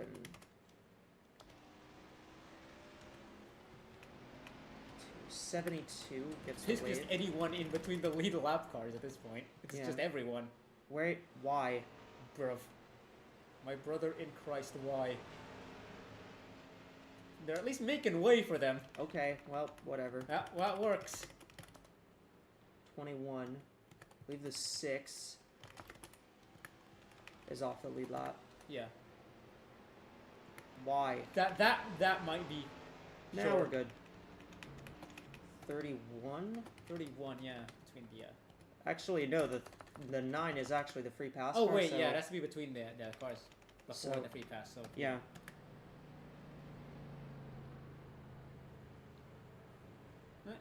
Not many cars left in this back. We've seen quite a bit of attrition. Not I even mean, it entirely- looks like not many are left, but I think most of these cars that are getting back in are being waved around right now. Yeah, quite a few cars being waved around. 12 cars on the lead lap Most now. of the cars are on the lead lap, I will say. 93 retired for tire. Tire. All right. I don't think that was what was wrong with it, but 23 retired? Oh yeah. Oh yeah. Yeah, she did.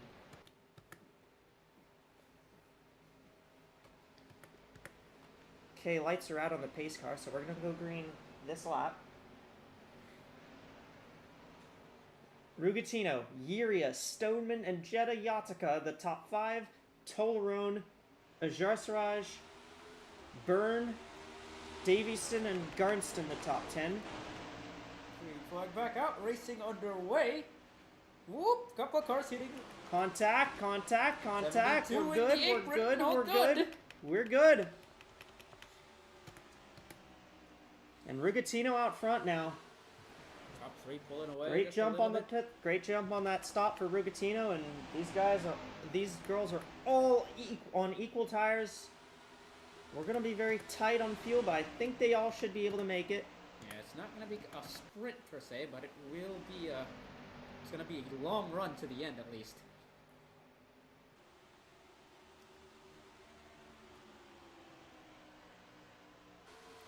Just single filed out for now. I think everyone's just kind of calmed down a little bit. We're racing with a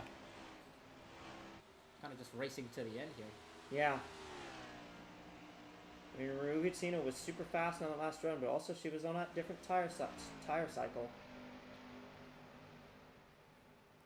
Yeah, she was catching the 82 quite a bit there, chomping about a second a lap at a time. A second per lap on the 82 before that caution came out, and then she jumped her on pit lane. She's doing really well now. She's starting to pull a little bit on the 82. Six cars in. 64 coming in. 27, 46 46, 64, yeah. A couple more of those damaged cars, I think, coming in. 71 is in as well.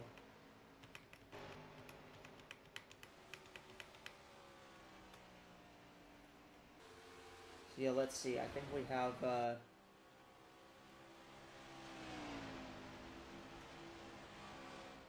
believe we have 18 cars still running. Better than last week. Better than It's still Daytona. bad, yeah. Better than Daytona.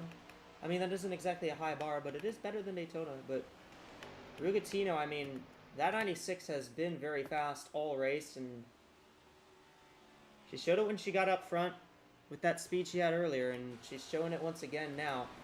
Great pit stop for the 96 team, and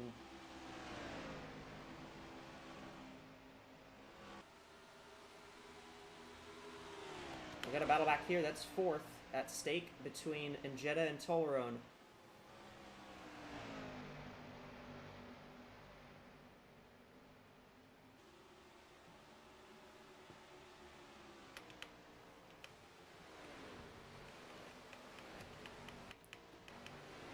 And Andrea Davison, she had that extra stop under the under that last green run. She's doing a pretty solid job up here in 9th. Yeah, She's she managed done a to good job to recover. managed to take the way around, and she's back on the lead lap now. Yep. I think you never really know what's going to happen here. There's still plenty of race to go, even if it's just one run per se. There's 11 cars right now scored on the lead lap. First car lap down is the 27.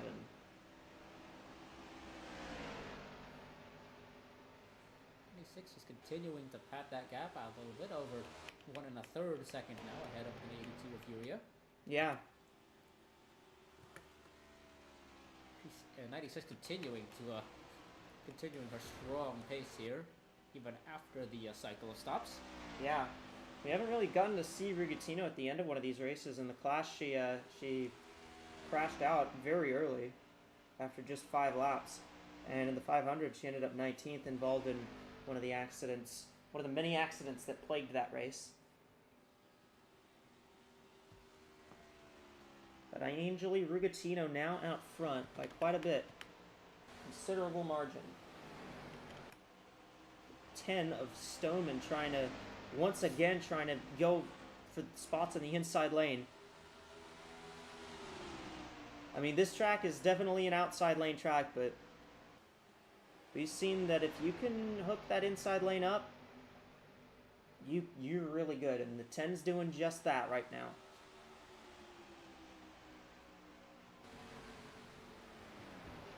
And the 96 car is really the only one we've been able to see pull out this much of a gap by herself. Like, clearly Rugatino is very fast. Yeah, I think the 96 is now kind of taking over the reins. The best car in the field so far. We'll see how that car works up over the long run, because we know the 96 has generally had really good short run pace over the course of this race. She continues to just kind of pad out that gap. Yep.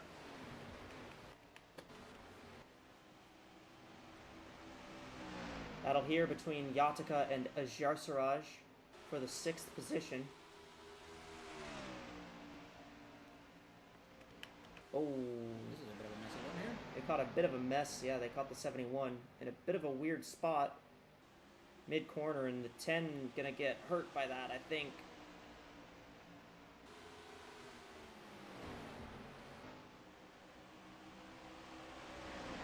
'16 gonna take 3rd. That's Sky and Jetta.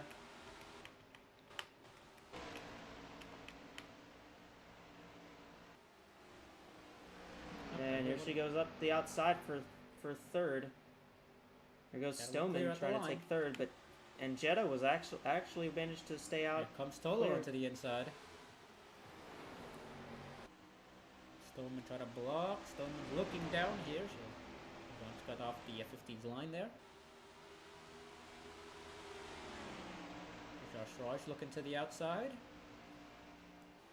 Josh Raj now side by side with Tolaron.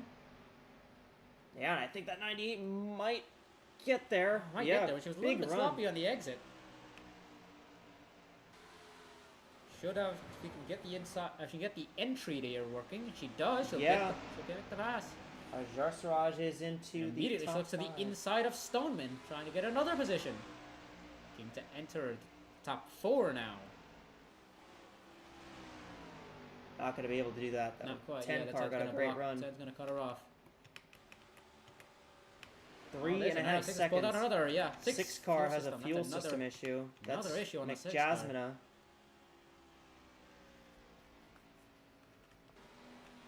The 18 cars are still running. Abby Little, 18th, 12 laps down at the moment, but I mean, it's finishing that counts, right? Yeah. I mean, we saw this at Nashville. With these long races, you can go so many laps down and be it's off the pace from an early incident, but if you finish it out in these high attrition races, then you're gonna have a good day. What do you got, Liam? Down on pit road. You took the words right out of my mouth. I mean, I touched on it earlier in the program. We were talking about that 71 car, just essentially trying to run laps around this track after that first incident. That car was upside down at the beginning of this race. She is still on the track, and whether she's 12 laps down or whether she's on the lead lap, she's getting the top 20, and that is points, and that's what the team wants. And Abby Little's done a good job of keeping that car, I mean, relatively clean since those early incidents. Obviously, with the lack of speed, she's gotten in the way a few times, but I mean, they tried to keep it out of the way, and that 71 team just in it for the points at this point. So Abby Little, in that Ford, last of the cars on track, but still in the top half of the field. Angeli Rugatino is not last. She's first. I know, groundbreaking observation. Amazing. But Rugatino Now has 4 seconds. Rugatino has looked like one of the fastest cars when she's by herself and when she's got clean air. Rugatino has been untouchable. And she got out front on that pit stop. That Dark Horse Racing crew really gave her a great pit stop, and she has made work of it.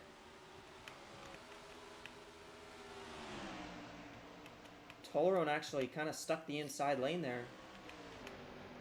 Now Yuria and Jetta Stoneman will have some trouble here trying to get by these cars.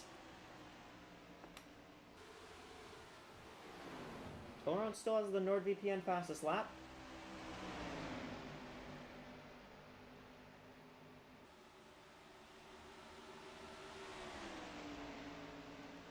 Yuria will get by these lappers. So those lappers kind of putting a bit of a gap in between the 98 and these cars. But hey, great run again for Ajar Siraj.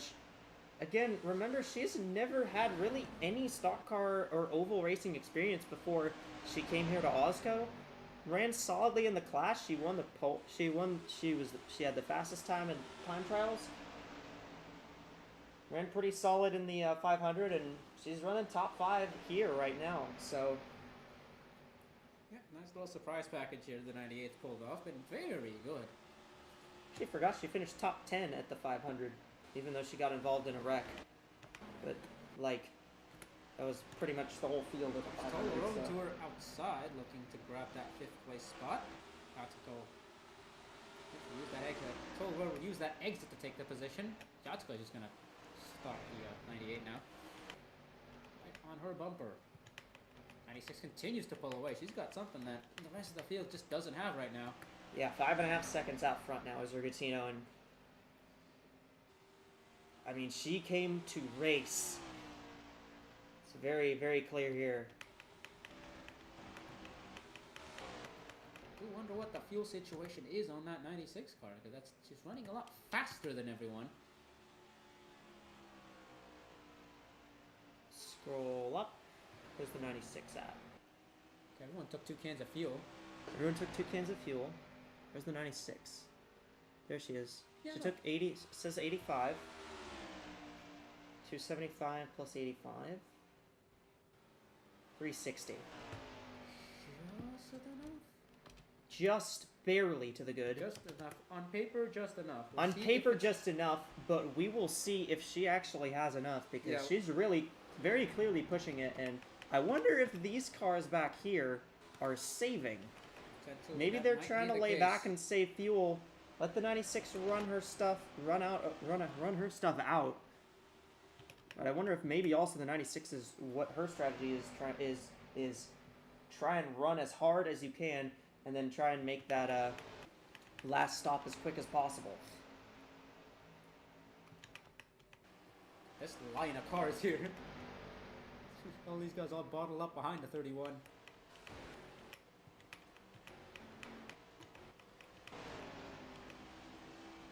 There's the 82 Yuria. Second spot right now. Started on pole. Led a good chunk of this race. I think the 82 might get credit for most laps led in this one, but we will see. Most likely, but yeah. We haven't really seen a lot of green flag passes for the lead, and I thought we might have been able to see one before if that caution didn't come out. Because it was shaping up to be something very interesting, but now we got a whole different we got a whole different thing on our hands now, because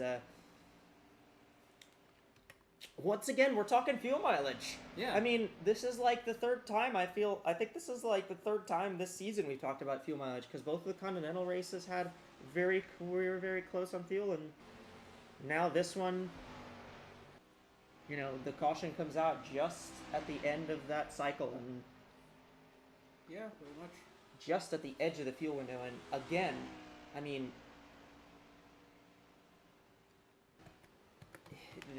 you got to think that these crew chiefs have been sweating bullets Yeah. with all the strategy, with all this fuel strategy that's played out in every Yeah, race a lot- so far. A lot of trial by fire for these crew chiefs, kind of thrown into these high intensity situations pretty quickly.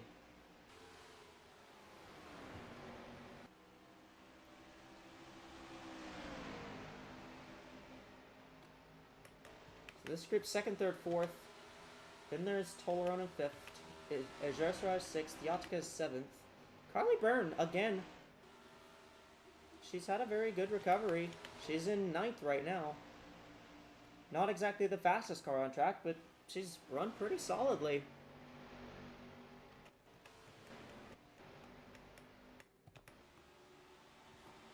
But the 96, I mean, Rigatino looked very strong. But she is, look at this. The 82 just chopped 4/10 out of her time that lap. So Interesting. the yeah. 96, I mean, she's fast on that short run, but the 82 is starting to reel her in here on this longer run.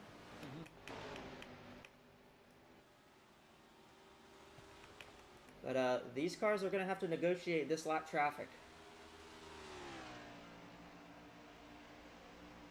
Not very much of a gain there, but they didn't lose time.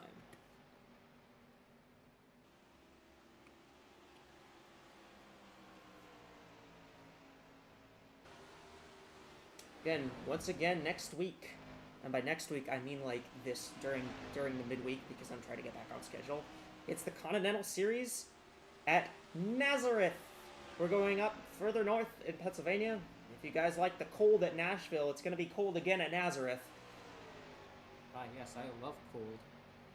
That short track tri-oval that's very difficult, not shaped like any other track really. Not really. Nazareth is such a fun place to watch a race, and I think the Continental Series drivers are going to have a lot of fun there. That starts on Wednesday at 8:30, and then the Cup Series goes to Bathurst on Thursday at 7:30. 7:30 Eastern Time. Our first road course that we'll see these drivers go on to, and we're going to see a lot of these international drivers. Their backgrounds are going to be showcased quite a bit. And I believe it's our only non-North American road course that we're going to. Because, I mean, we go to Montreal and Mosport and Mexico City, but those are all in North America. Yeah. Also, Ooh, good lord, wide, there's hit some the wall. goofiness going on here. 3 wide everywhere, baby. Let's go. I was gonna say in the meantime, the 96ers used this gaggle of traffic to pull out another second and a half. Yeah. 82 again. Absolutely. I mean, that's the thing is that the 82 that was like the one thing that the 82 didn't have in its favor is they had to get through that traffic. There's the 10 of Stoneman taking third. Gonna try to get around Njetta. No, Njetta got the run on the inside. What a pole that 16 got.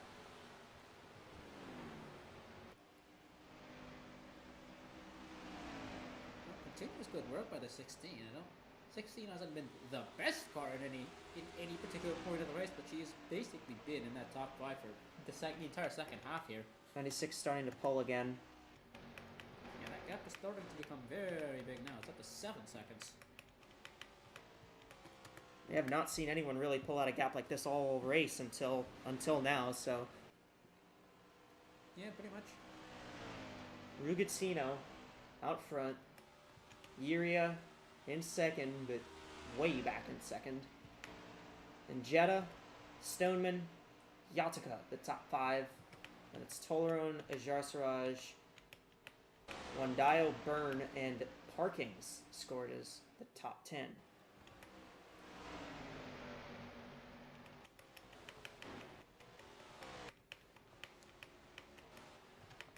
Where's the 96? There she is.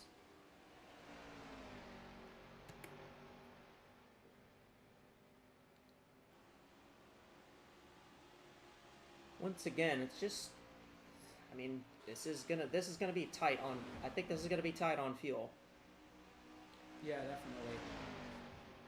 See what the 96 is, because the 96 has definitely not been laying off on the pace here. No, she has not. If nobody can make it on fuel, that won't matter. Or if everyone can make it on fuel, that won't matter. I don't know. But Yeah, see if there's anybody on this 82 lap pack closed. that'll. Yeah.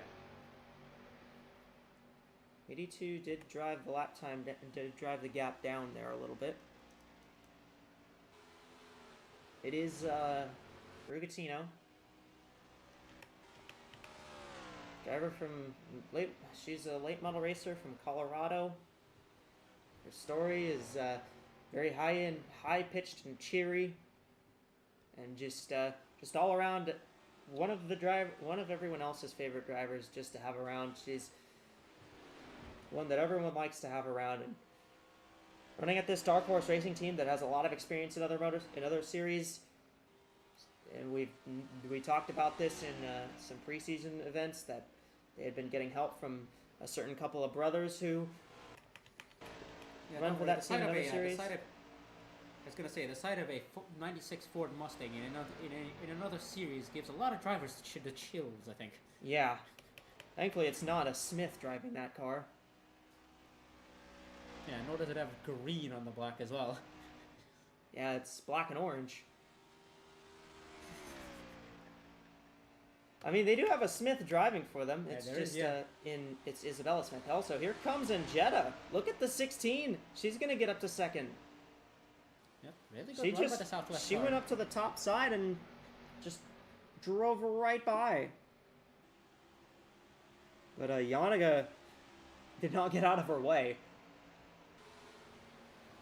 Here comes Stoneman looking to the inside on Yuria. They might go 3 wide. Lots of movement here. They're racing they're racing quite a bit here back here. Yeah. Here comes Yatika in the 92. Yeah, also Yatoko is going to be another one of those drivers that puts herself in a great points position after this alongside Yuria. Yeah, I mean, if Yatika can get 2 top 5s in a row, she might actually end up being the points leader. Yeah.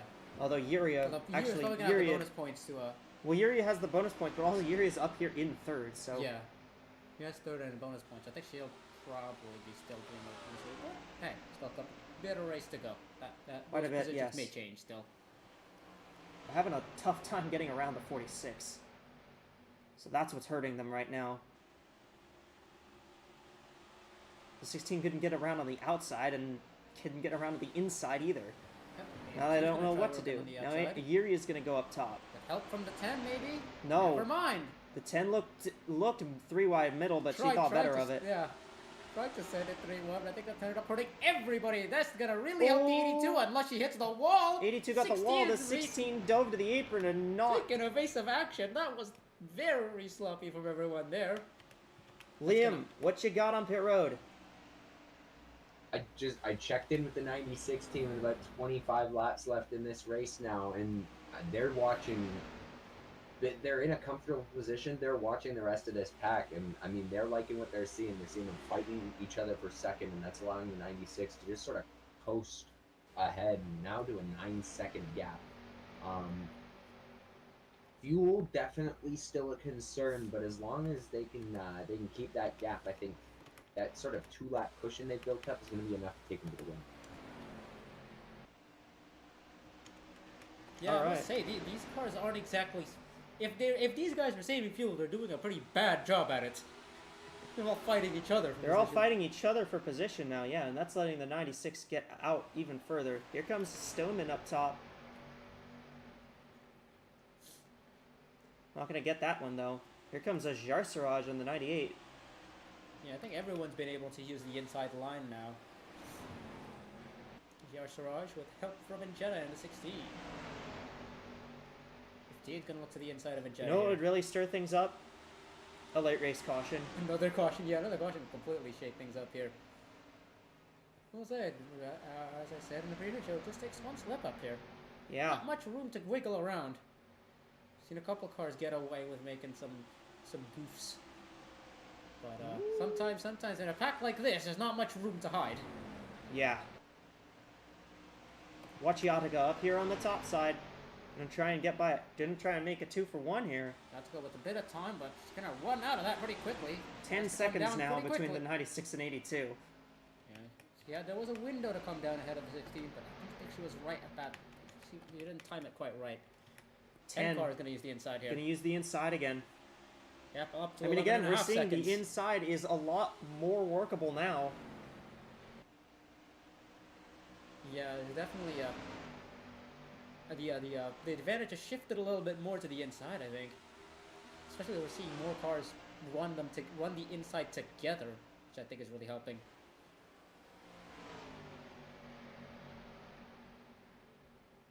The outside just kind of has to let up on exit of turn 2, and that's gonna let the 10 take that second spot away. But this battle is for second. There's where first is.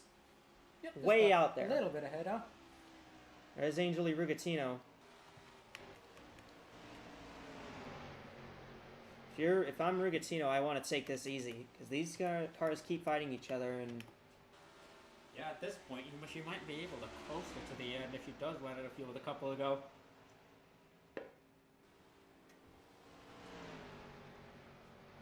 He's definitely built the cap that can let her kind of manage it if she does start running out of fuel.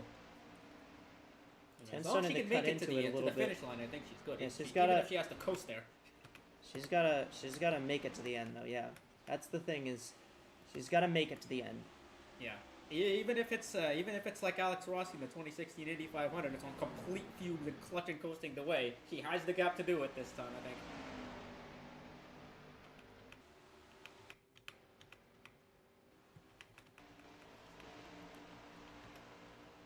Car starting to pull a little bit from 10 the car rest of the really field. gained a lot that lap actually. The 10 car was at 11.8 before. It's now 11.1. But she's gotten stuck behind the 46 here. That was a point of trouble for the 96.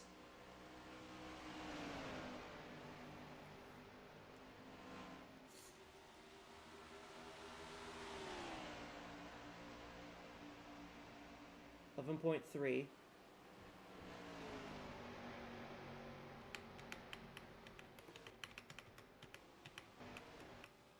Again, I wonder if maybe this is a little intentional. Maybe this is just trying to save some fuel in the case that the 96 can't make it back around.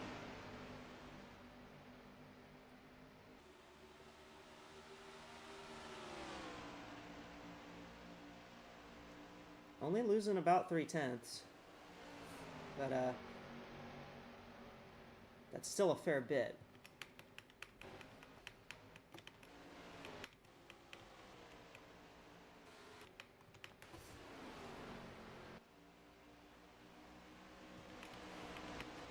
The 82, I think, really wants to challenge that 10.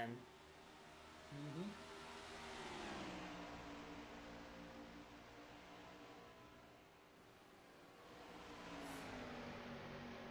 The 10 finally going to get to the inside, yes. Starting to count down the laps here. We're just over 20 laps to go this time. Yep. Definitely heading up to the About 22 to go. to the home stretch here. And all the coaches gonna be crunching the numbers now, just making sure everyone's Whoa, taking. where's the 82 going? Maybe messed up the entry a little bit. It's gonna cost her a few spots. Thought that it might have been a mech issue, but nope. She just messed it up a little bit. Mm-hmm. Yeah, these guys, the tires are dead again. But again, the 28 sevens on the 96. 10 ran a 29.3. That's almost 6/10. The 96 just has another gear. Mm-hmm.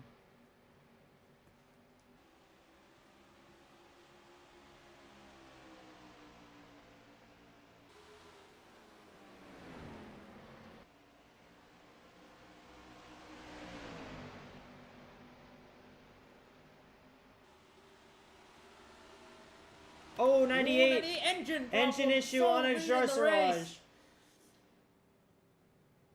And that is unfortunate for a Jarcerage.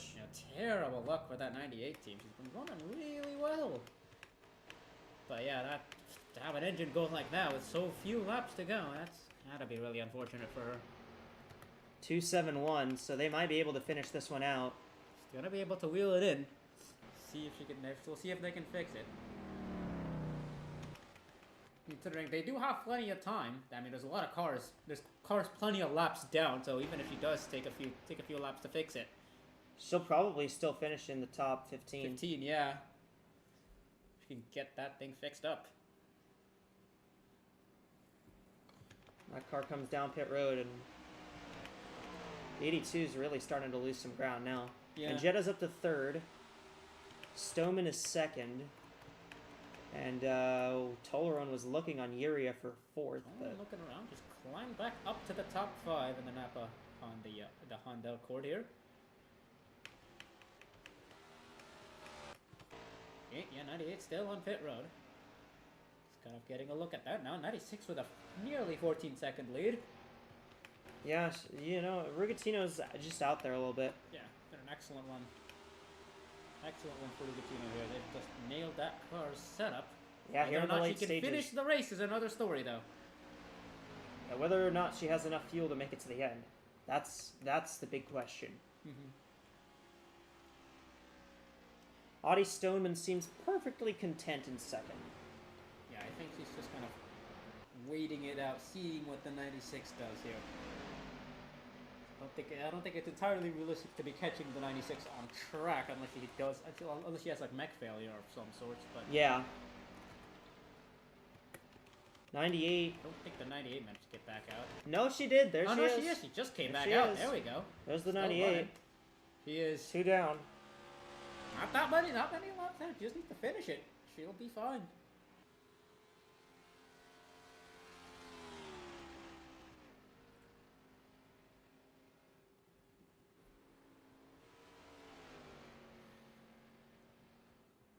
But yeah, Yoshiraz is just running out on track here. Right now, it's all about just getting the laps in. 71. How many laps down is Abby Little? 14 now. Ah. The 98's going to be well off. It's going to be like cylinder off, at least off a cylinder. Yeah, at least off a cylinder.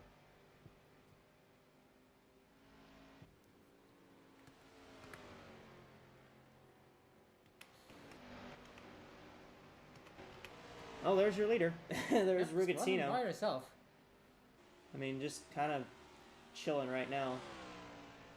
We'll see by the end. We'll see. It's kind of like the Riley Herbst race that he won at Las Vegas. This is true. We'll see in approximately 12 laps whether or not this run was a 10,000 IQ move or a 0 IQ move.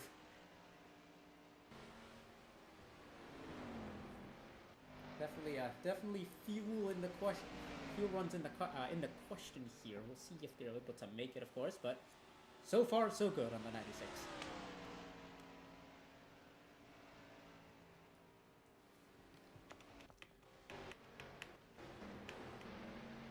Look at this group back here. 15, 92, and 82. This is the battle. 15 fourth. has gotten actually up to 4th now, and the 82 might lose 5th here to Yatika. Yatika also is going to hit the wall. Team 82 hitting the apron again there. There's a Jarsaraj. Yeah, she's just running. She's still running, which, I mean, again, with quite a bit in this race right now. We are at our Windows 11 to go. Lap 347 laps complete. And it's Angeli Rugatino out front by 15.5 seconds. That car is on rails right now. And the only question about Rugatino, does she have enough fuel to make it to the end? We thank Microsoft for their commitment to the AWSCO Windows Cup Series, and we thank them for sponsoring our broadcast. As what an exciting race we've had here today. I mean, Yeah, this has been a fun one. You've seen the 96 kind of pull away by herself, but it's kind of been the exception to the rule, really. yeah, Otherwise, you've seen quite a lot of close racing, even for the lead, especially in the first half of the race. yeah. Think we have any more twists and turns that are going to get thrown at us here? Man, there might be one more. Just has to wait and see for that 96 card.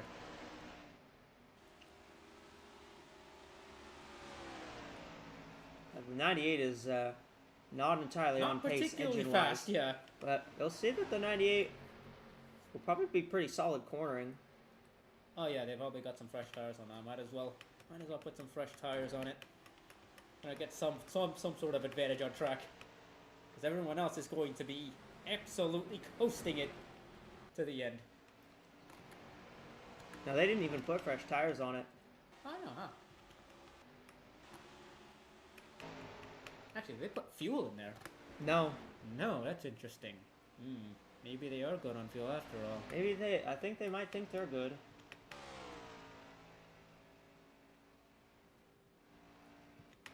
I mean, They had an impromptu stop and they didn't put fuel in it. Maybe they did think they were gonna make it on fuel.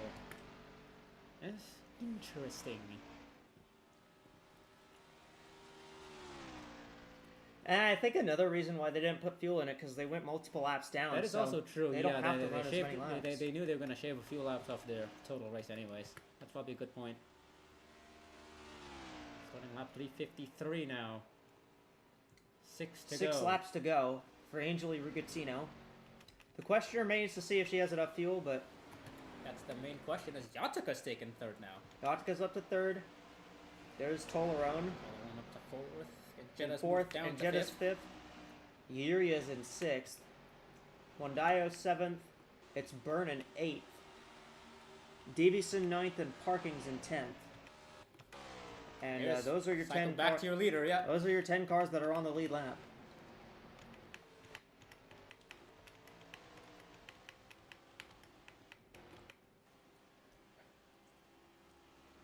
That 96 car has not looked back. What a strong car she's had in this last run, and I think Iria knew she'd have a challenge when the 96 got out front on that last stop. I don't think she knew she'd have this much of a challenge. 4 laps to go.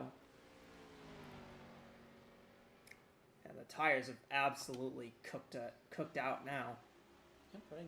Running the mid 29s. Still ran at 29.5, and I mean Stoneman's kind of keeping pace with her. Still not keeping pace, yeah. Not losing too much time. Very good pace on that long run.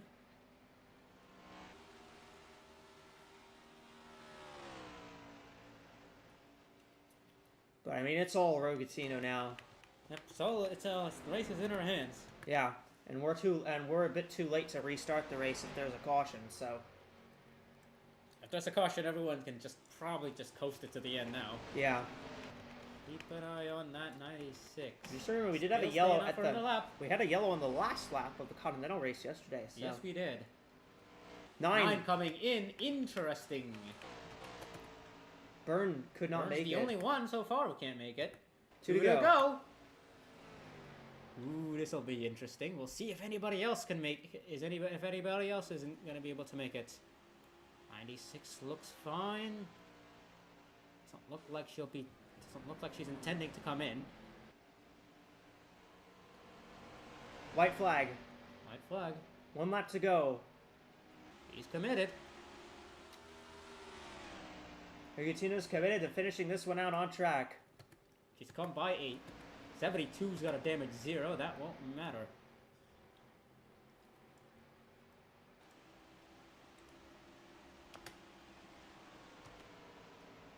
Well, the Big gap 98 of cars just checked here. out in 21. But yeah, the 96 is going to make it back. She can coast from here. Angeli Rugatino wins the first race in 2.5 decades at Calder Park. Rugatino is your winner in Australia. And with an absolutely dominant And last run too. Let's just wait. Where's second gonna be? Any decade now. There she There. is. Alright, wait a couple more seconds. And there's third. There's the rest of them. Actually, pretty solid battle for third there at the end. I think The just about 92. everyone. I think the 9 was the only one who didn't make it actually. Yeah, the 9 I think was the only one who didn't make it. 9 took a spot, but that's about it. I think she still ended up 10th. Yeah, because she only lost that like lap ish. Well, what a run. I mean, you gotta hand it to Rugatino. Absolutely dominating final run there. What'd you think of that one?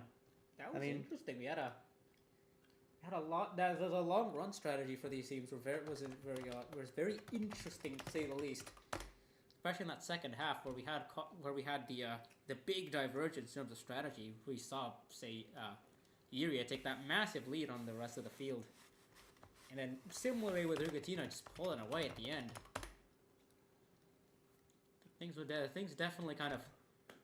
There's definitely a race at 2 halves, to say the least. The first half was a lot closer. It had a lot more Yeah. cars just kind of trading positions. And the second half was all about just kind of team performance, just making sure everyone in pit lane, everyone on pit road, crew chiefs and everyone kind of nailed the car down. Well, what a great drive by Rugatino. Adi Stoneman finished second, and Michele Yatica finishes third. Great performance for Yatica, the Finnish driver, and a great performance for Rigatino, who just hadn't really been able to show her speed all season, and she showed it today. Yep. The same thing for Adi Stoneman, really. Neither she wasn't really able to show her speed either until we got running in this one, and those two are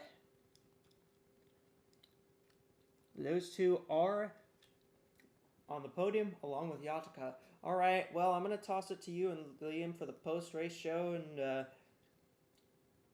just want to hear your guys' general thoughts about this one. Yeah, this race was definitely this race definitely had a different cadence in that second half. As I said. Truly, yeah, it truly was a tale of two races here. We had the really chaotic first half, a lot of cautions, we had multiple cars upside down. One of them finished the race 14 laps down. But yeah, and then as soon as we got that first green flag pit cycle, as soon as we got that long run, it was a totally different race, and we almost had fuel mileage. We had one car that couldn't make it on fuel at the end of this race. I mean, shout out to Angelique Brugatino. She kept that car in the lead, saved fuel, made it all the way to the end, but also shout out to her pit crew. I mean, that really was clutch play, excellent. really excellent quick pit stop to take the lead on that final caution. And I mean, I was concerned that maybe the pit stop was a little too quick and they didn't get enough fuel in the car, but they measured it perfectly. And yeah, that 96 team absolutely earned the victory here today. Yeah, I think they absolutely nailed that final run in. I think there was definitely a few doubts over whether or not they were going to make it on fuel with just how fast they were running, but in the end they were able to make it in and finish the race 18 seconds ahead of the field in an oval, which just doesn't really happen on pace. Not that often, anyways. Like, this is the kind of stuff you see on a road course. And, Yeah. Not in stock cars usually either. Or at a short track. Yeah, actually. It is similar to the definitely something to like the old Bristol races, I think. Bringing up Bristol another time here. Definitely a lot to take away from this repave of the track. If I'm the track, I'm definitely taking a look at that tri-oval and sort of figuring out what was causing cars to slide up as much there. Potentially readjust a combination of inexperience and the weather a little bit. If you had that, the weather, you had a pretty strong wind the whole day. But yeah, definitely excited to see more racing here. Now that the track's been restored. I mean, I coined this term midway through the race, but we saw them in the wall. That Melbourne mark. Melbourne mark. the down under Darlington stripe. Truly truly something that I think every single car in this pack had.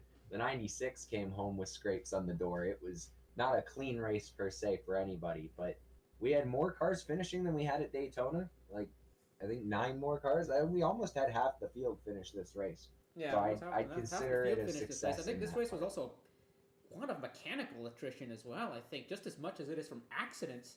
Got a lot of cars have mech failures in this race. The 98 would really... Yeah, we had 98 and 6 on that last run alone. Yeah, I mean, tough break for the 98 team. Up in third, competing, and then just losing a cylinder there right at the end. Luckily, only lost a few laps. Still finished in the top 15. Laps in a few positions. Still finished top 15 despite all that. But, I mean, being in the top 10 that long and then dropping out definitely has to sting a little bit. I'll definitely be looking into that. But yeah, I think to be fair, it is best to get all these mechanical gremlins out of the way early than to have it happen in the run-up to the championship later on. For sure. Yeah, anything else you noticed up there in the booth through this race? Because I mean, I saw a lot from pit road.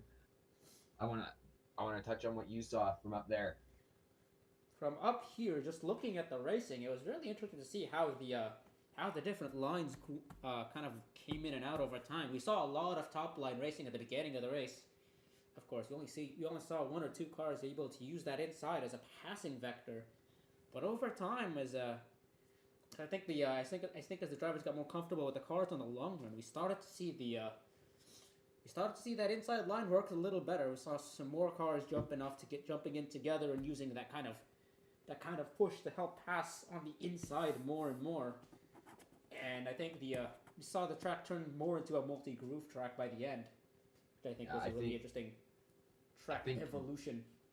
I think being able to tap into that inside lane early in the race is what helped Adi Stoneman bring it home in second. Obviously, still 18 seconds behind Angeli Rugatino, but you couldn't really do anything once that 96 got going. So yeah, once that 96 kind of just ran away with it. And the 10 kind of did the same to the rest of the field by the end there. She was lapping about the same pace. Yeah, I mean, once she got locked in on that inside lane, it was sort of a given that she was going to show up at the front of this field. Really one of the only drivers who managed to figure out that multi-groove racing early on in the race and take advantage of it when it mattered, because that middle of the race, outside of that last pit stop, was really the decider. Yeah, I think so as well. I think in terms of early championship outlooks, good runs by the 92 and 82, Yataka and Yuria were able to leverage good runs at Daytona into further good runs here at Calder Park. I think those two are going to be your early championship leaders. Yuria, multiple laps led, P6, believe started on pole as well. Yeah, started on pole as well. Probably has the most laps led after this race. Really great showing from that 82 team. And yeah, I mean, I definitely can see Paisley and Yuria being a championship favorite. I mean, we're only 2 races in. We've got plenty of track types left to touch on before I think we're hitting everything but dirt this season. So yeah, pretty much. We'll also shout out the 16 of Sky and Jetta, who finished 6th at Daytona, finished 5th today, got the first top 5, made it one better. Yeah, I mean, really impressive run from Sky and as well, Jetta. I think. We didn't really talk about her earlier on in the race, but she really showed out in the end. Top 5, great run from that 16 team. Yeah, pretty much, I think. Just a good showing overall. And I will say a great showing from Red Racing in general after a bit of a subdued first race of the season for them. When your worst car runs 24th, it's pretty good, I think. Pretty good race for you. I do want to touch on Yappy Malkson, obviously not being able to finish the race in her home country. Gotta suck, but I mean, just being able to stay out on the racetrack for that long after that early incident. I mean, that 23 car got beat around pretty good in those first 30 laps. So pulling out a top 25, definitely an accomplishment still. And we've still got one race in Australia. So yeah, I guess she gets another chance to show off in front of her home crowd at Bathurst for the Bathurst 500 coming up very soon as well. If there's any track in Australia you want to show out at, it's going to be Bathurst. Oh, so, yeah, absolutely. Bathurst is the king of the tracks in Australia, I think. Yeah, I mean, great comeback for the Calder Park Thunderdome. A lot to take away from this race. Technically, for both the series, the track, and from the drivers and the teams. Yep, so definitely. Really impressive showing from everybody today. Really excited to see more racing here. I do think they should probably paint a line on that pit exit so we can actually see who wins the race off the pit road. But outside of that, might be quite useful. Yeah. Outside of that, obviously the weather definitely did affect that. Sort of the dog leg here was exiting the quad oval into turn 1, and I think maybe a bit of a modified racing line, maybe allowing them to use the apron a little bit more in the quad oval and getting a bit lower, and I think just a bit more with the weather there. And outside of that, yeah, maybe just a little bit of work. Nothing else really that I could say about this track. Yeah, I agree with that. But overall, a pretty decent showing for the track, and it's a big comeback here. It's nice to see the track back in nice shape again. Really good to see all the weeds get taken out from the track. It's been a while since I think this track has looked this good. Yeah, I mean the only part of the track that did get resurfaced was the actual racing surface, the pit road, all of that. They pulled the weeds out and they filled it in a little bit, all of the big cracks. But a lot of this track's still the same as it was, just with the new safer barrier and that new asphalt to race on. Once this track gets worn in a bit more, I think it's going to be a really great show. Yeah, I think so as well. It's kind of that's kind of what I'm expecting as well as this track kind of evolves again over time. Anything else you wanted to touch on about this race? Obviously, you've been talking a lot more than I have tonight, but I think I've gotten all I need to say. And great race, great showing. I can't wait to see how these gals tackle the road course next week. Yeah, I don't really have that much left to add. I think if Echo's ready to take back the microphone here, then be ready. Yeah, I'm ready to hand it back. Yeah, good race. I enjoyed this one. Angel, I mean, what a performance from that 96, but just what a performance from everyone to bring this track back in such a great way. I mean, I'm sure everyone here is so glad that racing's back at a venue like this one, and there's going to be plenty more series that show up here in the future. LSCI is coming here for their Clash, and I believe ISRC is going to be coming here eventually in August. So that's going to be fun to watch, and yeah, we're going to see how that all plays out. On behalf of Rashi and Liam, I'm Echo. Thank you guys so much for joining this one. Have a good night. I will see you all